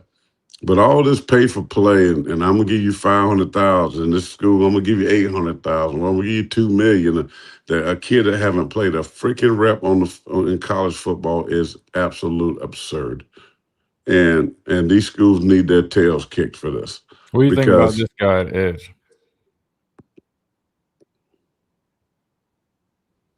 That's hard to see, but I mean, he's definitely a project guy. I'll be honest with you, because I was kind of confused because I was like, which guy? He's at tight end right here now, number 5. But I think he plays both ways. But what was kind of throwing me off is I'm like a lot of these plays that are this is highlight tape. You know what I mean? Like, he's slow. Well, that's him running the ball. Okay. No. That was him with the block. I'm looking for defense. Yeah, he's number 5 in the green, but they're allegedly really high on this guy. But I'll be honest with you, I think he's just a big project player. But what's interesting is that he's not a scholarship only guy. I mean, you're going to have to pay him NIL, and I was thinking that they want people that are going to contribute a little early. But this guy, there's no way he's playing early. Nah, I like the other guy much better. That's what I was saying. This guy's definitely. I mean, just watch him off the edge. I think he's just a good. He's got great length. He's like 6'6", 245. He's a big player, but. Well, I mean, he's 45. That means he's going to be a true defensive end. Yeah, but see, don't use his hands. He's not real physical. He's just kind of.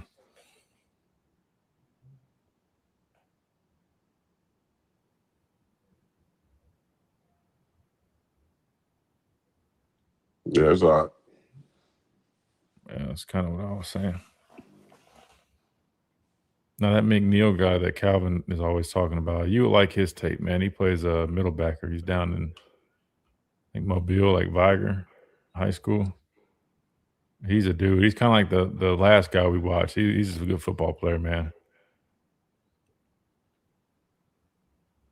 But anyway, they've got me into getting some recruiting now, man. I don't even normally touch this stuff, but it's that time of year, and there's always somebody they want me to watch. But yeah, I definitely like the other guy. I mean, he's athletic for a size. Yeah, no, he's a good project guy. I mean, he's not going to play anytime Maybe soon. you want to take a guy like that. That's a guy you want to give him some good coaching, get him in the weight room. He could be a really good player here because he's got the measurables, he got the length, stuff you can't coach that. But I guess my problem is though, I'm like, out of all the edge players, if you look at our edge spot for next year, you're going to need guys that can probably, even if it's offer you, a limited number of snaps. Yeah, I mean, you got to take that guy. I mean, no, if you, I don't mind taking a guy like this. If you also are going to, I guess you're going to the portal. You don't have a choice. I'm just saying, I watched tape on other edge guys that were rated a little bit higher, and I'm just like, why would you, knowing how important that position is, like we put so much stock into these quarterbacks, these receivers. Why would you not target like Xavier Griffin was, off ball back, 5-star guy that was phenomenal. Like we targeted him. I mean, we're not saying we don't at all, but I don't know. I feel like with it being a position of need, that Wolf spot, I just don't really understand why you wouldn't really target some of these other guys. Mm-hmm.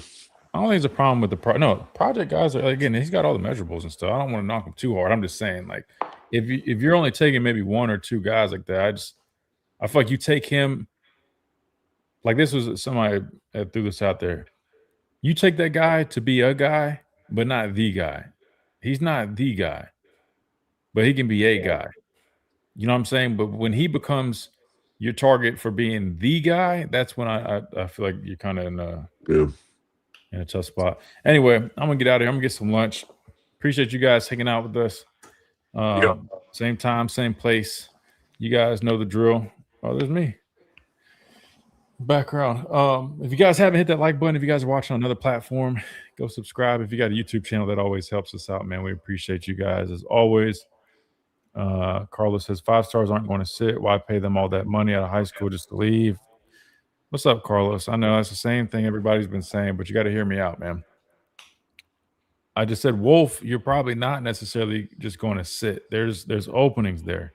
I'm not saying every single person that applies to, but at Wolf next season, assuming Yanze leaves, you'll have Justin Hill. I think maybe Zulu might have an extra year of eligibility depending on how things play out. Jamarian Matthews. I think Xavier Griffin gets a number of reps off the edge at some point, whether that's just on third down passing situations or whatever the case may be. But still, you have room to get an edge, right? And we can say that you don't want to pay a bunch of money to guys just to sit. But at some point, you have to do that with some players, right? Like some guys, you're going to have to do that. We did that the last 2 classes. We signed 5-star players that ended up sitting the last 2 classes, right? So just because you hear people saying that, like, yes, there's some truth into that, but there's also exceptions, right? And that's the whole point that I'm trying to make. At edge, those guys can earn, you know what I mean? Like quarterbacks, there's only one guy playing. At edge, you can rotate guys. So you can pay a guy to come off the edge and get you some snaps and while he's developing. So that's not really an excuse, especially to that position. I just think we either we were a little too cheap on that position. We didn't want to invest in that position like we invest in some of these other positions, or B, we just missed on guys. So yeah, all right, I gotta go. All right, we'll holler at you. Appreciate you jumping on. Yes, sir. We'll talk soon. Sounds good. We'll see you. All right. You just named 4 guys. What do you mean? You just named about 4 guys. What are you saying? I don't understand what you're saying right there, Carlos. You just named about 4 guys. Named 4 guys at what? Edge? Named 4 guys about what? I don't know what you mean by that. I still stand by what I'm saying. I'm just telling you, man. I watched a number of edge guys from this high school class, and there was so he will be 5th in the rotation. That's not, brother. You can beat guys out, right? So again, just Justin Hill, he's going to be starting next year. I just said if Zulu is still here, I don't know. He might not. If they do the whole 5 for 5, I think he will. But then Jamarian Matthews, he's a rising sophomore. right? I mean, you don't really know what you have in that guy yet, right? So you're telling me you want to over rely on somebody that you still are waiting to see kind of how they develop. You need help at edge. I'm telling you right now, I'm willing to put money on this bet. They're going to, if they don't sign somebody that they feel can play at edge. You need depth too, by the way, brother. People get hurt. People don't just go through the season injury free. So with your logic, you would say, well, you just named 4 guys. You don't need anybody else. Then you have what happened to us in 2017, where I tore my bicep. I was out. Terrell Lewis was out. Rashaan Evans was out for a number of games. Anthony Jennings was out. And then what are you going to do? Right? I mean, you need depth, right? You can't look at it like that. So you might have 4 guys that you're naming, but again, I mean, you need help there. So I'm just saying, listen, you guys are entitled to I know everybody says that right now. It's just, you don't want to pay, like, listen, but there's some people you're just going to have to pay a little bit of money if you want to get them and let them develop, right? I mean, you're never going to have it where you're not paying. You're going to have some guys that you're paying some money and they have to sit to develop. That's just part of it, man. Every other school does that. If you don't do that, you'll never accumulate players. I mean, so what would your answer to be about? So should we not have taken what's the safety, the 5-star safety last year? Look how stacked our DB room is. We still took him. So what's the answer to you and everybody that makes it seem like you can't take somebody given that they're not going to play immediately? What's the young man from Maryland? You didn't need him right away in that secondary. There's not a starting spot right there, even in a rotational spot. I mean, he can earn some reps, but I'm saying that I don't think they needed to have him play ASAP. They still took him. I mean, we just named all those people at inside backer, but ahead of Xavier Griffin. Do we not take him? You just said the key word. Maybe they think they can take a 3-star and develop him. I don't know, man. I don't feel like getting into this right now. You're my guy, Carlos. I appreciate you being here. But like I said, man, like you can't, like my thing is I call it how it is, man. You can't have that logic for one situation, then have no answer for it. So Xavier Griffin, if we're going off that logic that you can't pay guys, then have them sit a little bit while they develop, then you shouldn't have taken the Xavier Griffin, or you shouldn't have taken the other 5-star safety. You shouldn't have taken, I mean, probably can name a couple of those other guys. You see what I'm saying? So, like, you don't turn away good players. That's the whole point I'm making. So, yeah, you can definitely take other guys and hope that you develop them. But what I'm saying is I'm going off of what I'm seeing. Like that guy I just showed you his tape. I don't know where he ranks like that. I really don't. I'm just going off the tape. But the other guys I watched just happened to be higher rated guys. I just was going down the list of the top rated guys.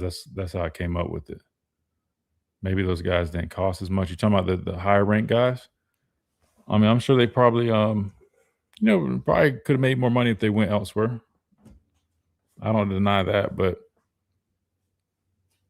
again, could you not have found guys that would take a little bit less this class? Again, that's what I'm saying, man. You got to look at it for how it is. Just call it even. But anyway, I got to get out of here. Appreciate you guys. Hit that like button on the way out. You guys know the drill. We'll be back tomorrow, same time, same place. And I hope you guys have a great rest of y'all's day, and we'll see you guys tomorrow.